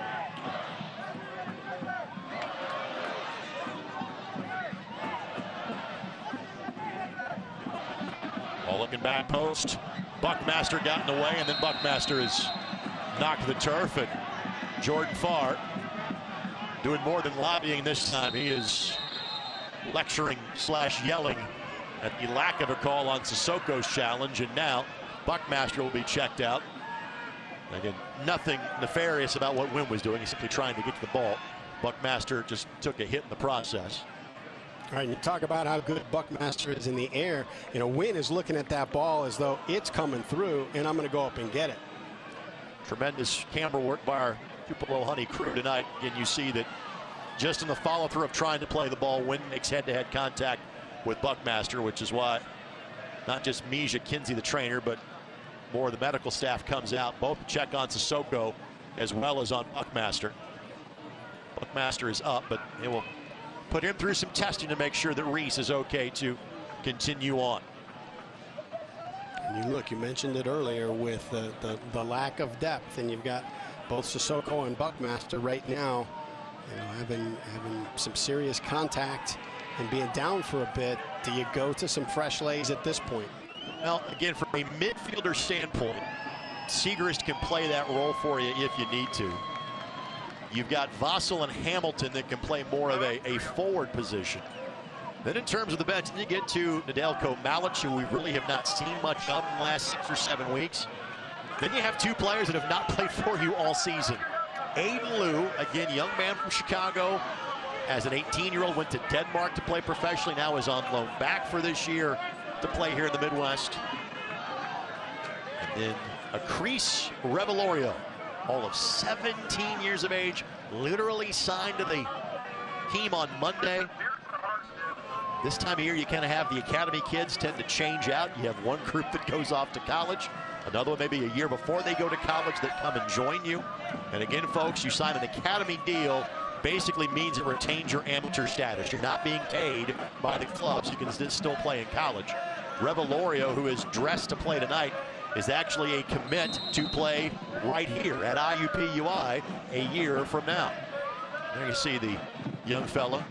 Good job by our camera ops to go, okay, which kid looks like the 17-year-old?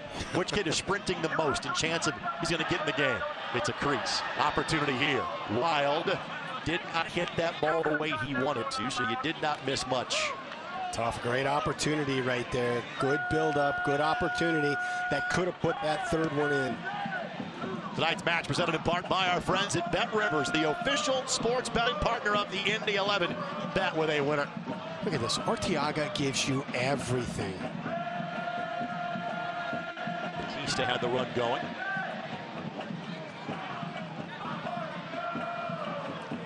Arteaga wins that ball a couple of different times. For Adekoya gets back to it.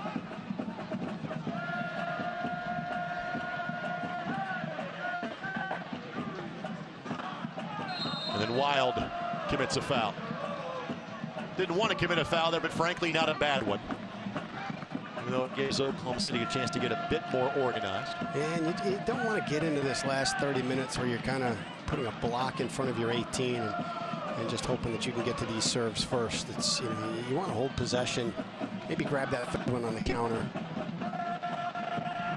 So most of the set pieces have been from the corner flag for Oklahoma City. This one.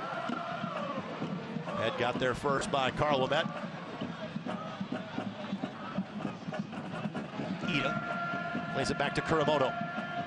Now Dunwell looking back post. Headed in, headed down, and far with the save. Blocked the shot from Adekoya. Distribution, though, blocked by Ida. It results in a goal kick, and that's really the first time that Farr has had to be up to the challenge tonight, his first match in 2 months. I'll tell you, a great ball headed back across the box.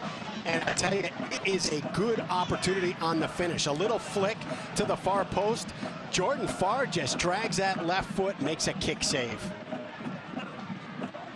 Jordan has allowed 10 goals in 8 2/3 matches so far this year. He had played every minute before he got hurt. And frankly, when he got hurt against Pittsburgh, he continued playing the rest of that match as well. Opportunity here. Good shot. Got a boot in the way just to slow things down for a moment. The attack continues with Ellis Hayden. And this one, no deflection there. Just well played by Hackshaw. Frankly, I can see a major difference now. Nebula is playing tonight from a speed standpoint to what we saw 10 days ago in Tulsa. Yeah, and that was just a forced error. You take a look up, and Hackshaw's the one defending him. You know you're not going to be able to take him off the dribble. You know you're not going to get a clean look. You're just going to have to hit that early serve and hope. The United Soccer League, all 31 championship clubs and its players stand together in support of diversity, inclusivity, equality, and compassion. For more information, the USL's commitment to change throughout the United Against Racism campaign, please visit uslsoccer.com.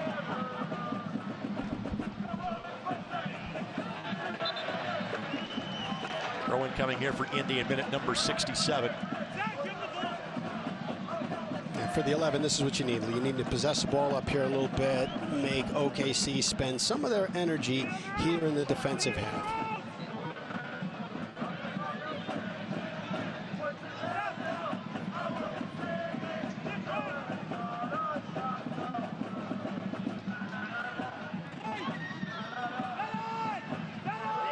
Good pressure by Nicky Law. Sliding tackle away by Connor Donovan.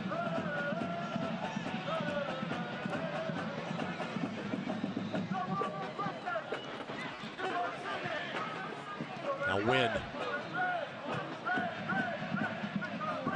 Good ball to Lopez. The reaction by Hackshaw, but not out of danger just yet. Lopez plays it across, but Sissoko was there, and I don't think he was as pressured as he believed he was in that spot to just simply knock that ball sideways. It has been a busy day here at Carroll Stadium. The IUPUI women's team played an exhibition match here at 1 o'clock. And a tip of the cap to the folks from Indy City Football. They had their all-star game here today before tonight's match. Indy City Football plays at Coon Stadium every Wednesday night. Tremendous neighborhood community soccer league. Opportunity now. Law, Ioze. Arteaga to his right. Receives the ball here. Arteaga gives it a blast. It befuddled Cochran for a moment, and Batista could not keep it in play. Corner coming for the Indy 11. As Indy's about to make their first substitution of the game. The next stoppage in play. Yeah, befuddle is a great word. Good little build-up here between Ioze and Law. And Arteaga hits that knuckleball. That's such a difficult ball for the goalkeeper. You know, it's coming right at a keeper. And the thought is, hey, catch that sometime. But you look at that knuckleball, and it's moving so much. Hey, you just got to parry it away. I give CJ full credit for not letting that thing hit him in the face. It was impressive enough. Gordon Wild looking for his second assist of the season against OKC. Had one from this very same corner flag back on June 2nd. Ball headed across. I think we got there, maybe Cochran, but didn't find a target on the other end. And it will be a throw in here for Indy. It's a dangerous serve. It was a dangerous, dangerous serve. Wild has specialized in that for Indy on the season. At the team high in assists in 3 coming in. Has a last name ever fit somebody better? He literally is a wild card every time that ball's at his feet. Little admonishment for time wasting being given to the Indy 11. I don't think we have gotten to that stage of the match just yet.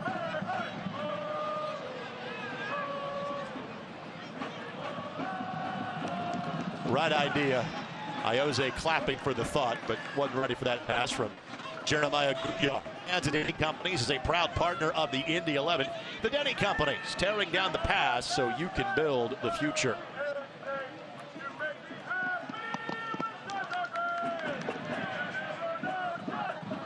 Ellis Hayden taking his time on the restart.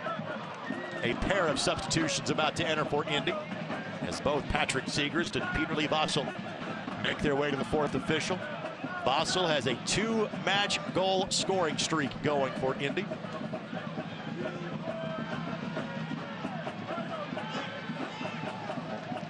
My best guess is that Vossel that Siegrist will come in for Hackshaw. Let's see if it plays out that way. Another sub about to enter as well for OKC. This is a young man that was officially announced by the club today as joining OKC.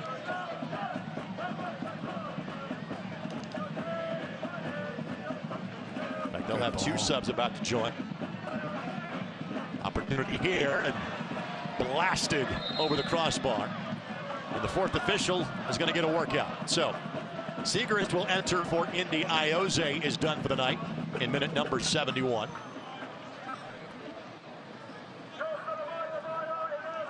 Boubacar Sissoko is done for the night as Peter Lee Vossel comes in.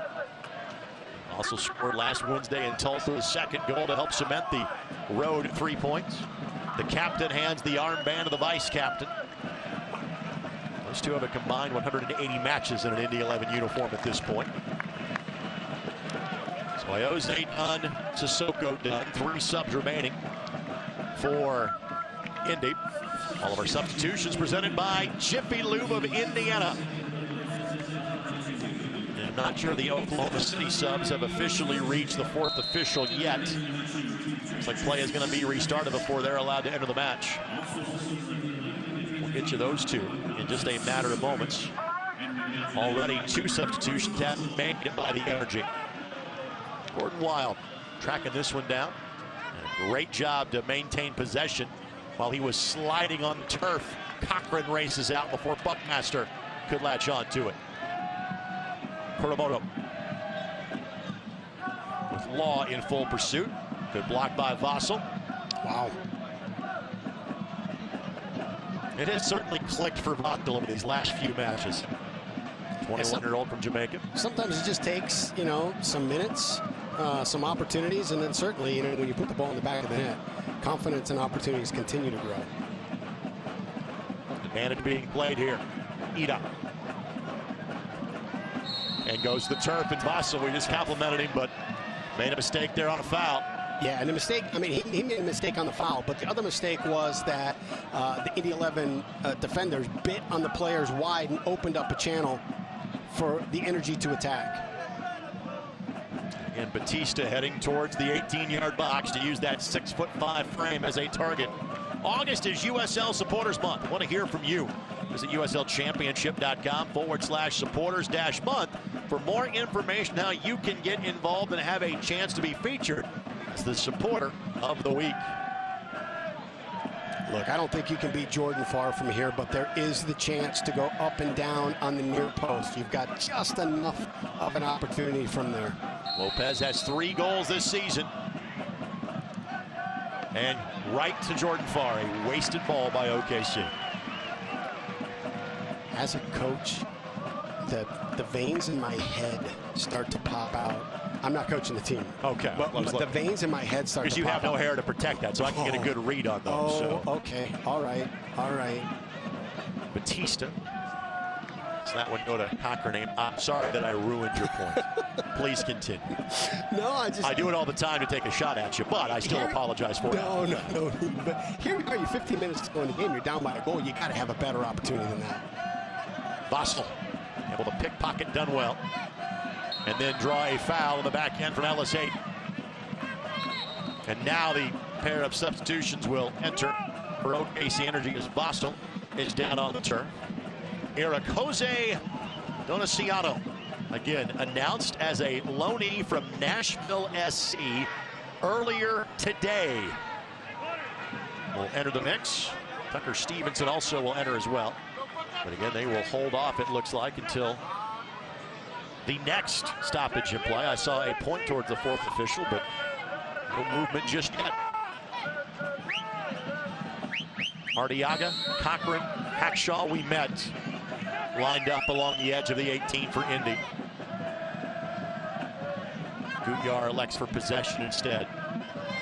Oh, nice touch. Gutyar plays it across. Wynn got in the way. Wynn has been a quality addition for OKC. Native of South Africa, but plays his international football for New Zealand, does Wynn. And now the subs will come on. So Dunwell will exit. Donaciano will replace him.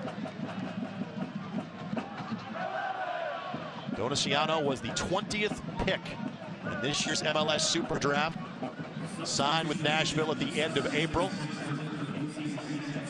Donaciano played 4 years at the University of Virginia. He is originally from Tanzania, but immigrated to the United States in 2007 and became a U.S. citizen last January.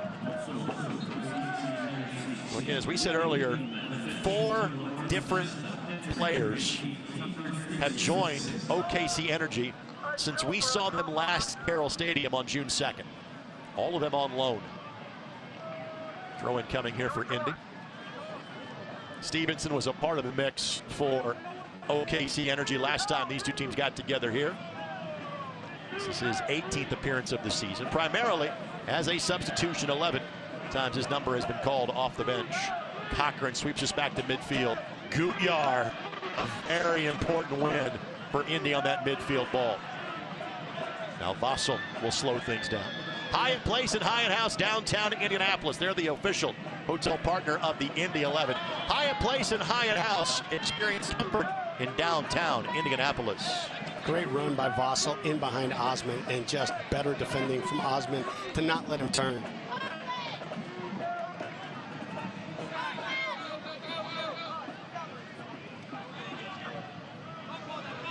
I will tell you, there's not a lot of the, high-level sexy stats on Gutyar's game tonight, but he has done everything in the middle of the field that this team has needed tonight. Is exactly what you want from a holding midfielder, isn't he? Yep. Here's Buckmaster.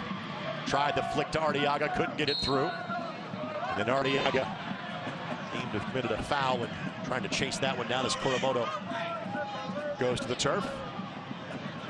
Tonight's game also presented in part by Mentor Insurance, proud partner of the Indy 11. Mentor Insurance, everybody needs a mentor.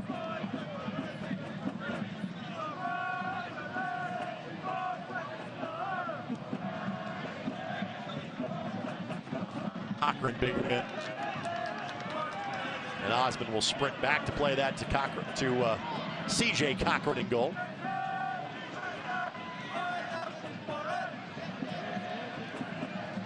Law with the takeaway. Finds Wild, who's got space. One touch to settle, second touch to cut it back. Just too many touches before he could do anything with it. It never got a shot off. We're talking about Jeremiah Gudyar. Does solid things again for Indy.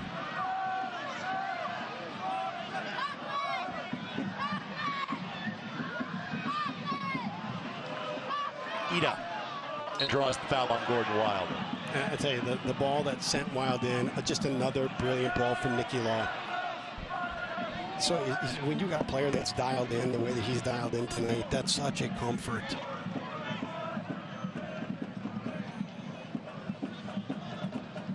Indy 11 trying to get their first home win in 12 weeks.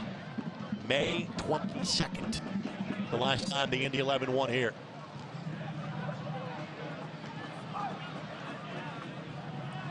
Ardiaga. Here's Segrist. Segrist, the young man from Marquette on loan from Inter Miami in Major League Soccer. Second-year pro.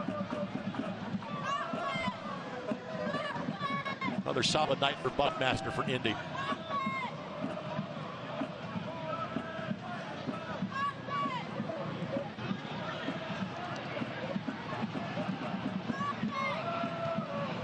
Good risk and reward thinking right now from Indy 11. You don't need to press it, keep the ball, kill a little bit of the clock rather than force it into a window that isn't officially open. Well done by Vassell. Vassell slips it to Buckmaster. Buckmaster just got it caught up in his boots. A chance for his first Indy 11 goal. And Adekoya, good looking ball here that Stevenson is chasing down, but Nabil Hackshaw, well, is looking a lot like Nabil Hackshaw tonight. How about that distribution from far? Hitting Ardiaga in stride at midfield. It has been a really good night on the effort meter for the Indy 11.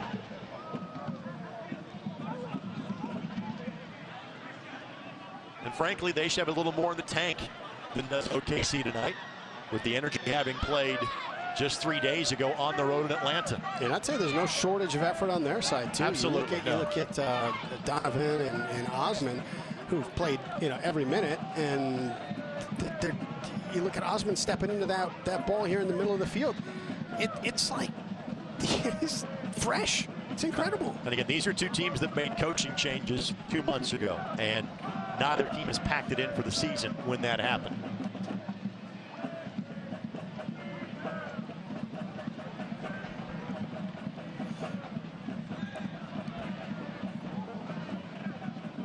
Donovan trying to keep Wild away from that one. What a turn.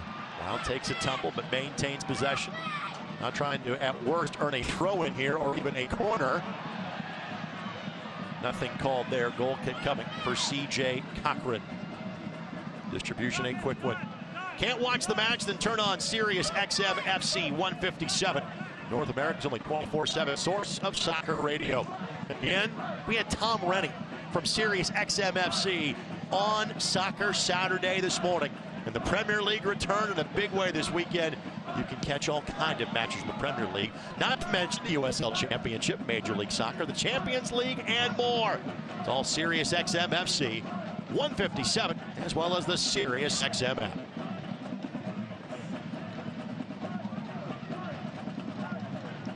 Final substitution about to enter here for OKC Energy. Looks like it's going to be Brown that will be the final player to make his way to the fourth official tonight. Jonathan Brown from Wales. Spent parts of the last 4 years with the OKC Energy. Wild was well behind the play.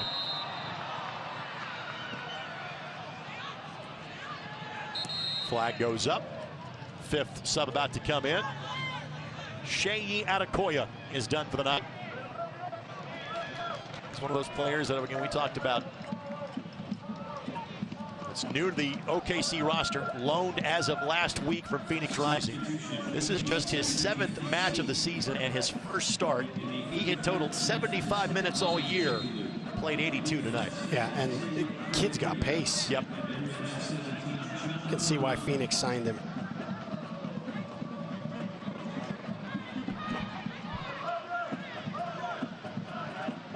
Arteaga, speaking of pace, just couldn't time it. Kind of grabbing that right ankle at the end of the play. He stays down behind the play. That's tough. Sometimes when you're reaching for a ball, you can't fully lock your ankle. And if you're putting your foot on that ball just as it's being cleared, your ankle takes all the impact. OKC is not obliged to play this ball out at this point. And Farr will snare it, and now we'll stop. Now that we've reached a stopping point, now we'll come back and take care of Manuel Arteaga. And that may speed up a Jordan Hamilton entry into the match for Indy. And you hope that Arteaga is not seriously injured, given the effort he has put forth tonight. Scoring his 4th goal of the campaign to join Jordan Hamilton atop the scoring list for the Indy 11. It's simply that contact that was made as Mitch Jonathan was trying to clear that ball away from him. So he gets kicked right in that foot. Sometimes you just need a minute or two and it works itself out and you just pay for it in the morning, and sometimes that's it for you. So Arteaga is told to head back to the 4th official as far as restarting.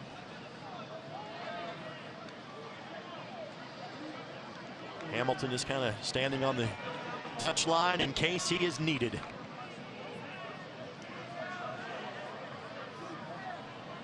No signal yet. Arteaga looks like he'll be able to soldier on. And again, weather conditions tonight are so much better than they've been for the last week. You're not exactly having to pull players because of, you know, awfully humid conditions here tonight. Much more pleasant evening here in central Indiana.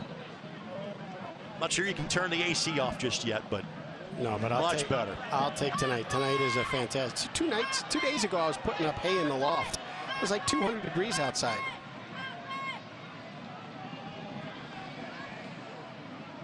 Bossel couldn't maintain possession. Final 5 minutes plus stoppage time of tonight's match. Presented by your Central Indiana Honda dealers, the official automotive sponsor of the Indy 11.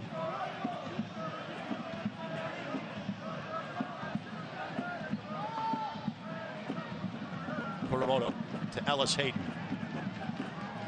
And OKC saw a 2-1 lead evaporate when Atlanta United 2 scored a 93rd minute goal on Wednesday.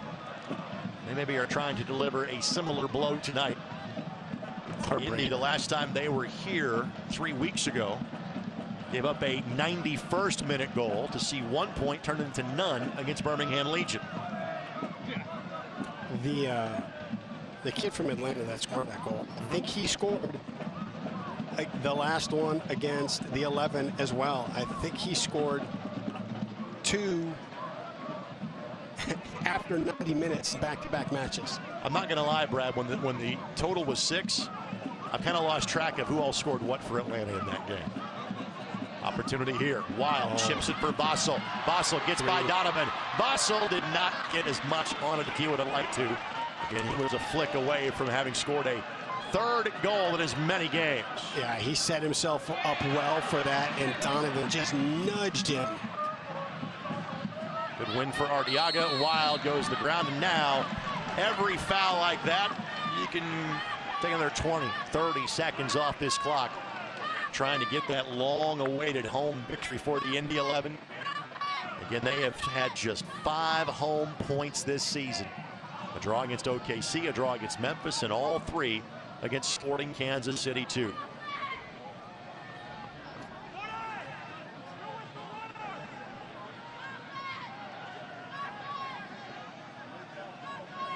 I like the thought on this, bringing Cochran and Hackshaw up, looking to see if you can end it here. You're dropping Segrist and Buckmaster back, making sure you got numbers in the back. Ball headed by Arteaga, looking for the brace. Cochran read it well. Once again, exquisite service from Gordon Wild.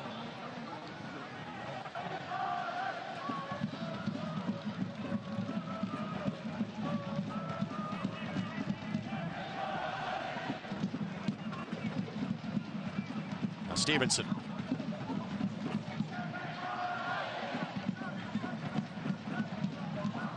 Ball ricocheted off of Hackshaw. Cochran to sweep it back towards midfield. Midfield does that better. I'm sorry, does that better than anybody. He just doesn't allow shots and he doesn't allow serves from that wing. Let's talk about this. We thought Hackshaw might have 60 minutes in his legs. Looks fresh as all get out, 88 minutes in. So clearly he is back to full speed, which means he is one of the best players in the league when that is the case.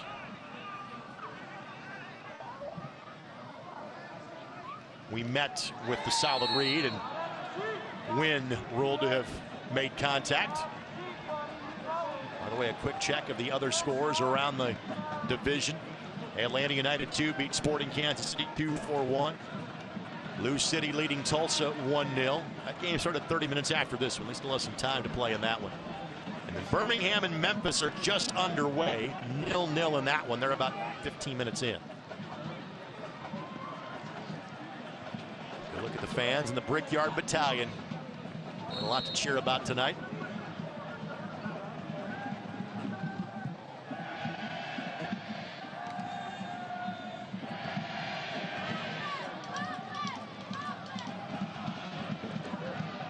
Law, the recipient of the ball from Segrist.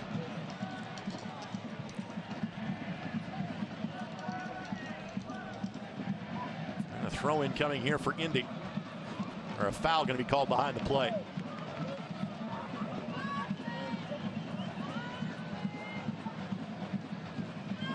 Gorgeous night. Just past sunset time here in Indianapolis. Wild, a quick restart looking for Arteaga. Volley by Gutyar. As we are about to minute number 90, we have been told by the fourth official there is 4 additional minutes left in tonight's match. And Indy will play again on Wednesday. And that's a foul on Hackshaw. Tough. So here's an opportunity. Remember when I was talking about the veins popping out of my head in moments? Here it is, right here. OKC, the Energy could grab a point here if they can dial up some focus and execution here in the attacking third. Same thoughts have to be going through Indy 11's mind. We have got the 3 points. Stay locked in, stay connected. It is Stevenson that appears to be lining this one up. Going for goal here, Brad? I mean, it's right on the edge of it. I don't know that you can beat Jordan far from here, but I think if you move the ball and eliminate that wall, you might be able to. He's got 2 goals this season. Chip it up and over and far. Got there, and again, that's the second ball in a similar spot where you kind of scratch your head from the OKC perspective. We didn't have it on camera. I looked at their goalkeeping coach, kind of that universal throw the hand signal. And what did we just do? And you know, the play on paper works, and it works every time. But you have to rely on the players for the execution of it. And on tired legs, you know, 2 matches in 4 days, that's a tough ask. Good win by Vassell. Wild. Bit of a giveaway, then wins it right back. That will be an Indy 11 throw-in, and that happened right in front of us. And as you see from the camera position, I thought that was the absolute right call. Yep, well played by Gordon Wild. Maurice Buckmaster will not be in a hurry to restart here. Indy heads to Loudon, who has really struggled this year on Wednesday. And they go to Sporting Kansas City, too. They have already beaten twice. You got to hold on to all 3 here, but it's a chance to get right if you're Indy. First things first, Hackshaw able to shield Lopez away, and Farr saw that cleanly for a millisecond and still managed to send that 50 yards the opposite direction. Looks like Manuel Arteaga is going to draw a yellow. Second yellow issued to the Indy 11 tonight. And Manu seems to have little reaction to being shown said yellow. Indy entered tonight with the fewest yellow cards of any team in the league. They have 25 yellows shown to them in 17 matches. Ball gets all the way through, finds its way to Gutyar. Gutyar's clearance ricochets and goes perfectly to Nicky Law. Yeah, another frustrating restart. You got Osmond, you got Lopez, you got some bodies in the box, and you play it into a 1-on-2, 1-on-3 out wide against, we've discussed it, the best defender in the league. And Gutyar goes to ground. And again, more time earned by the Indy 11 with 60 seconds left to go in this match. I would chalk some of that for Oklahoma City up to just, you've got some guys that are not used to playing with each other tonight. Again, this is what happens when you play a second road match in 4 days. Scheduling gods did give Indy a bit of a favor in this one. And they turn around and they will play 2 on the road next week. Oh, those scheduling gods, they're unforgiving. They give and then they take away. Ball finds Wild, flag goes up. That was as much of a real estate ball as anything else. And then Wild's got to be careful. He's going to get a yellow, yep, for time wasting. And he immediately says, yep, I'll take it. That's fine. So that number bumps to 26 now. They had 25 coming in, or they had 23 coming in. That's their third. Okay. Cochran wins yet another aerial duel. And Vassell is trying to come out of the mix with it. Segrist.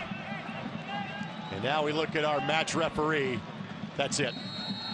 It's been 12 weeks since the Indy 11 fans could cheer all 3 points at home. They get it tonight. Much needed 3 points. These 2 teams now on level footing in terms of points this season with 22. And Jordan Farr will take a moment to thank the man above for playing his first match in the last 2 months. Our final score is brought to us by Sherwin-Williams. With more than 25 locations across Indianapolis, your neighborhood paint store is always there to provide the perfect finish. 2-1, Indy wins, and they certainly needed it after the way things unfolded some 6 days ago. Absolutely. You take the positives, not just the win and the 3 points tonight, but 6 points in your last 3 matches. Focus on that, start building on that, see if you can start accumulating some so that you can get yourself back into that picture. Nicky Law had a goal at half number 1. It was his assist in half number 2 that delivered 3 points to the Indy 11. Again, Law from Gutyar, perfectly placed, back post. Arteaga, thank you and good night. 2-1, Indy 11 get all 3 points this evening. Post-game coverage about to come your way. What a ball. And while Arteaga gets his 4th goal of the season, our planned interviews during the course of our post-game show, interim head coach Max Rogers, Jordan Farr getting the victory tonight, and how about the night that Nicky Law had with a goal and assist? He will join us as well. The home fans are all happy as well. They should be. You see the Indy 11 claim a 2-1 win against OKC tonight. Stay tuned. The Honda postgame show, presented by Bet Rivers, comes your way next on My Indy TV and ESPN+. This copyrighted telecast of the United Soccer League Championship cannot be retransmitted, rebroadcast, or reproduced without the expressed written consent of the United Soccer League Championship.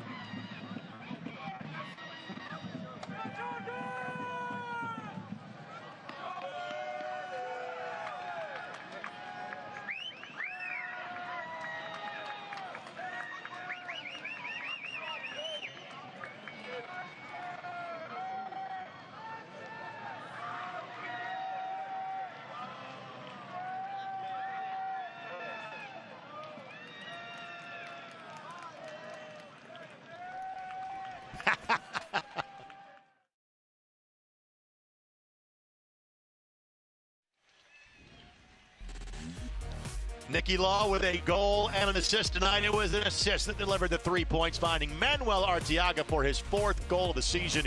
Indy claims their first home win since May 22nd, 2-1. They beat OKC Energy tonight. We thank you for joining us back at Carroll Stadium for the Honda Postgame Show presented by Matt Rivers here on My Indy TV. Again, alongside Brad Hunter, Greg Rakestraw with you.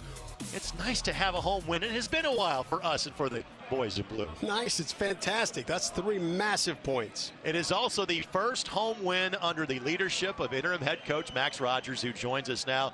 Congratulations, my friend. How does it feel? Yeah, it's good, Greg. It's great to see the players celebrate with the fans, and we got that reaction as we spoke about from the game last week. But it's just one tiny step. You know, we have to be ready now for the next game.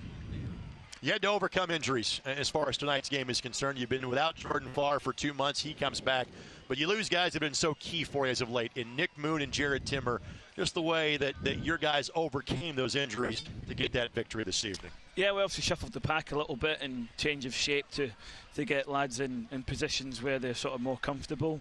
But, you know, there's not a lot of margin, or there's small margins in these games. And, you know, we did score 2 really good goals. But, you know, in the other home games as well, like, we've not been far off. So, but obviously it's great to be on the right side this time. And the lads that came into the team and you know, they did well, and it's great for them. The connectivity and tactical IQ of Iose and Law when they're together and clicking is something really pretty to watch. What's it like to have 2 veterans and 2 coaches on the field?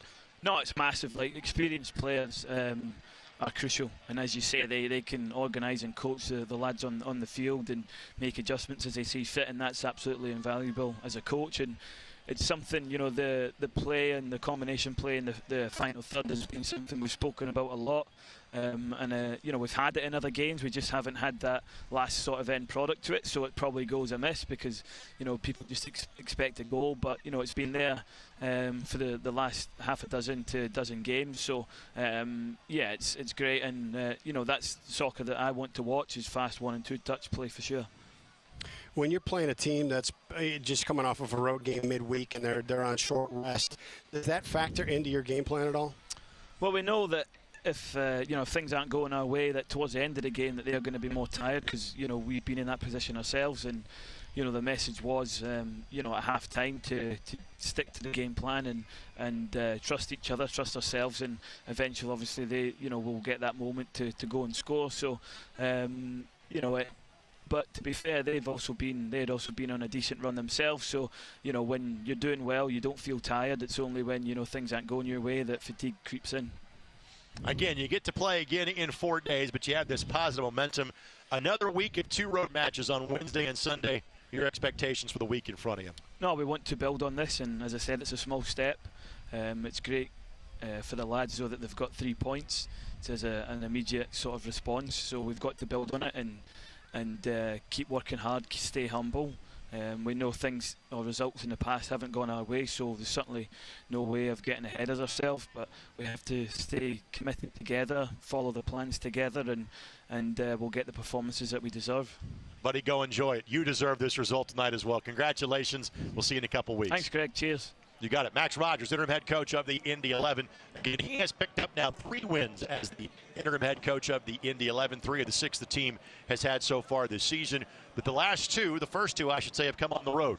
June 20th against Sporting Kansas City 2, and then 10 days ago on August the 4th against FC Tulsa. And much like the last win, and kind of indicative of just how bunched up things are in terms of the Central Division, this win takes the Indy 11 from 7th back into a playoff position. Right, but the opposite, when you look at the opposite of that, they're 6 points out of that position if they don't pull the 3 points tonight. So, you know, the way that they played on the field was one thing, but they put themselves back into the conversation, gave themselves a big shot of confidence right now. It's going to be exciting to see how this next stretch of games goes. What's the biggest thing that you take from tonight in terms of saying, okay, this is how you have to play going forward? What do you bottle and then move with you to Loudon and on to Sporting Kansas City, too. Well, I talked about it a couple times in the game. I really like the connectivity of keeping Iose and Law close together. I like the fact that they're on Hackshaw's side. He does a great job of picking and choosing when to go and joining them on the short combinations. And then you even see Arteaga coming out of the middle and offering another outlet for him. Those 4 players in that little bit of space playing 1 and 2 touches has been a difference maker. Again, we'll talk to Nicky Law coming up here in just a matter of moments.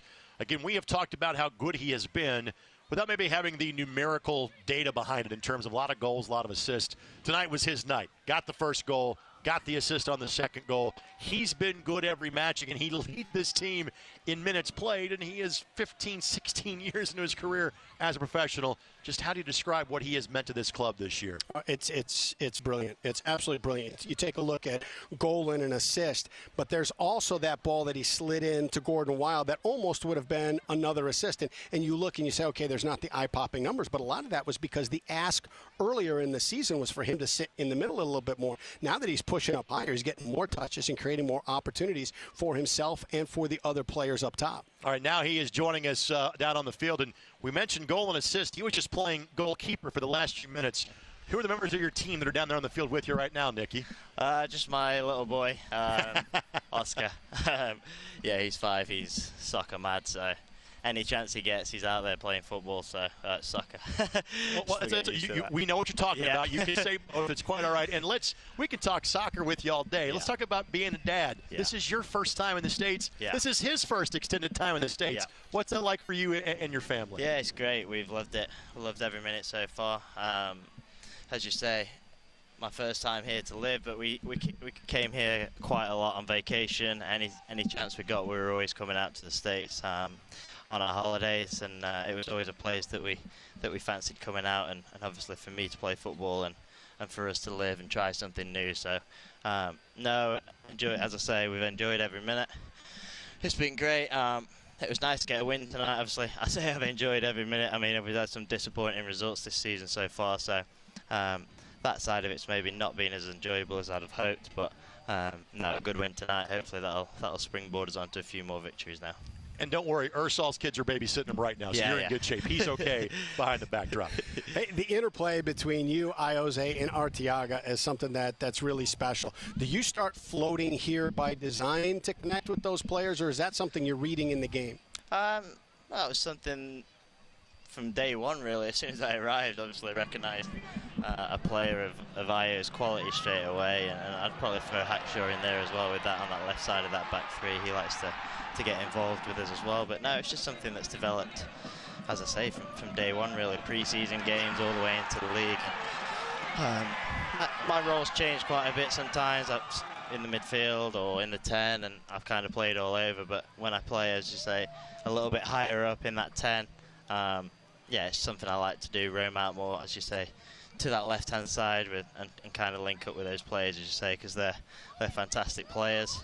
And they make the game look easy, and it's enjoyable to play with them. On the goal, a great ball slipped into you from Arteaga.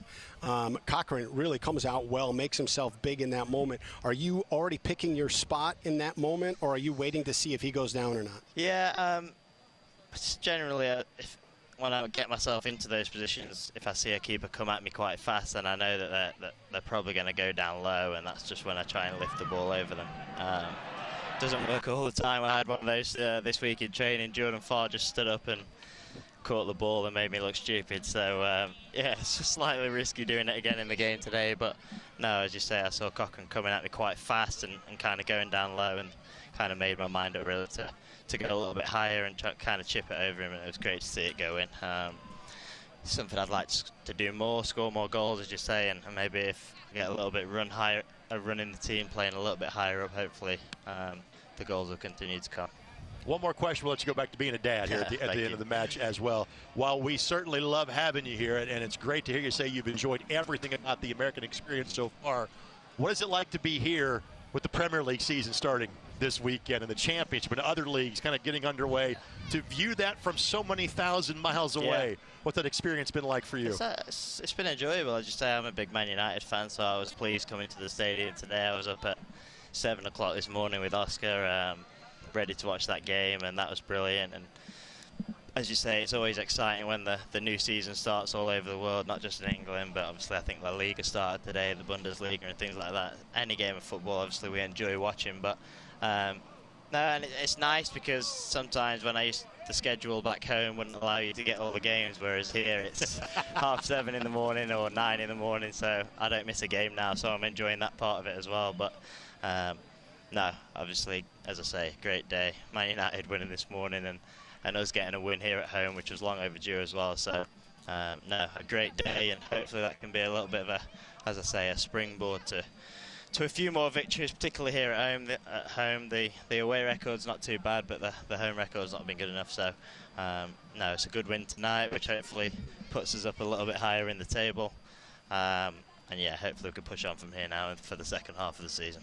As you can see, the goalkeeper's ready for his interview. We'll let him get to it. Yeah. Nicky, congratulations. Thank you, guys. For the time. Thank you. You got it, Nicky Law again, a goal and an assist tonight. And Jordan Farr will be joining us here coming up in just a matter of moments. As in typical Jordan Farr fashion, after the win, frankly, win or lose, he basically went around and talked to every person that was in the building and then comes over to hang with us as far as the post-game interview. Again, his first match since June 15th, and again, did not miss a beat, getting a win for the Indy 11 tonight. Jordan with us now. Good to see you back out there, buddy. How you feeling? Thank you. Do I look at the camera or do I look at you guys? You can go either way.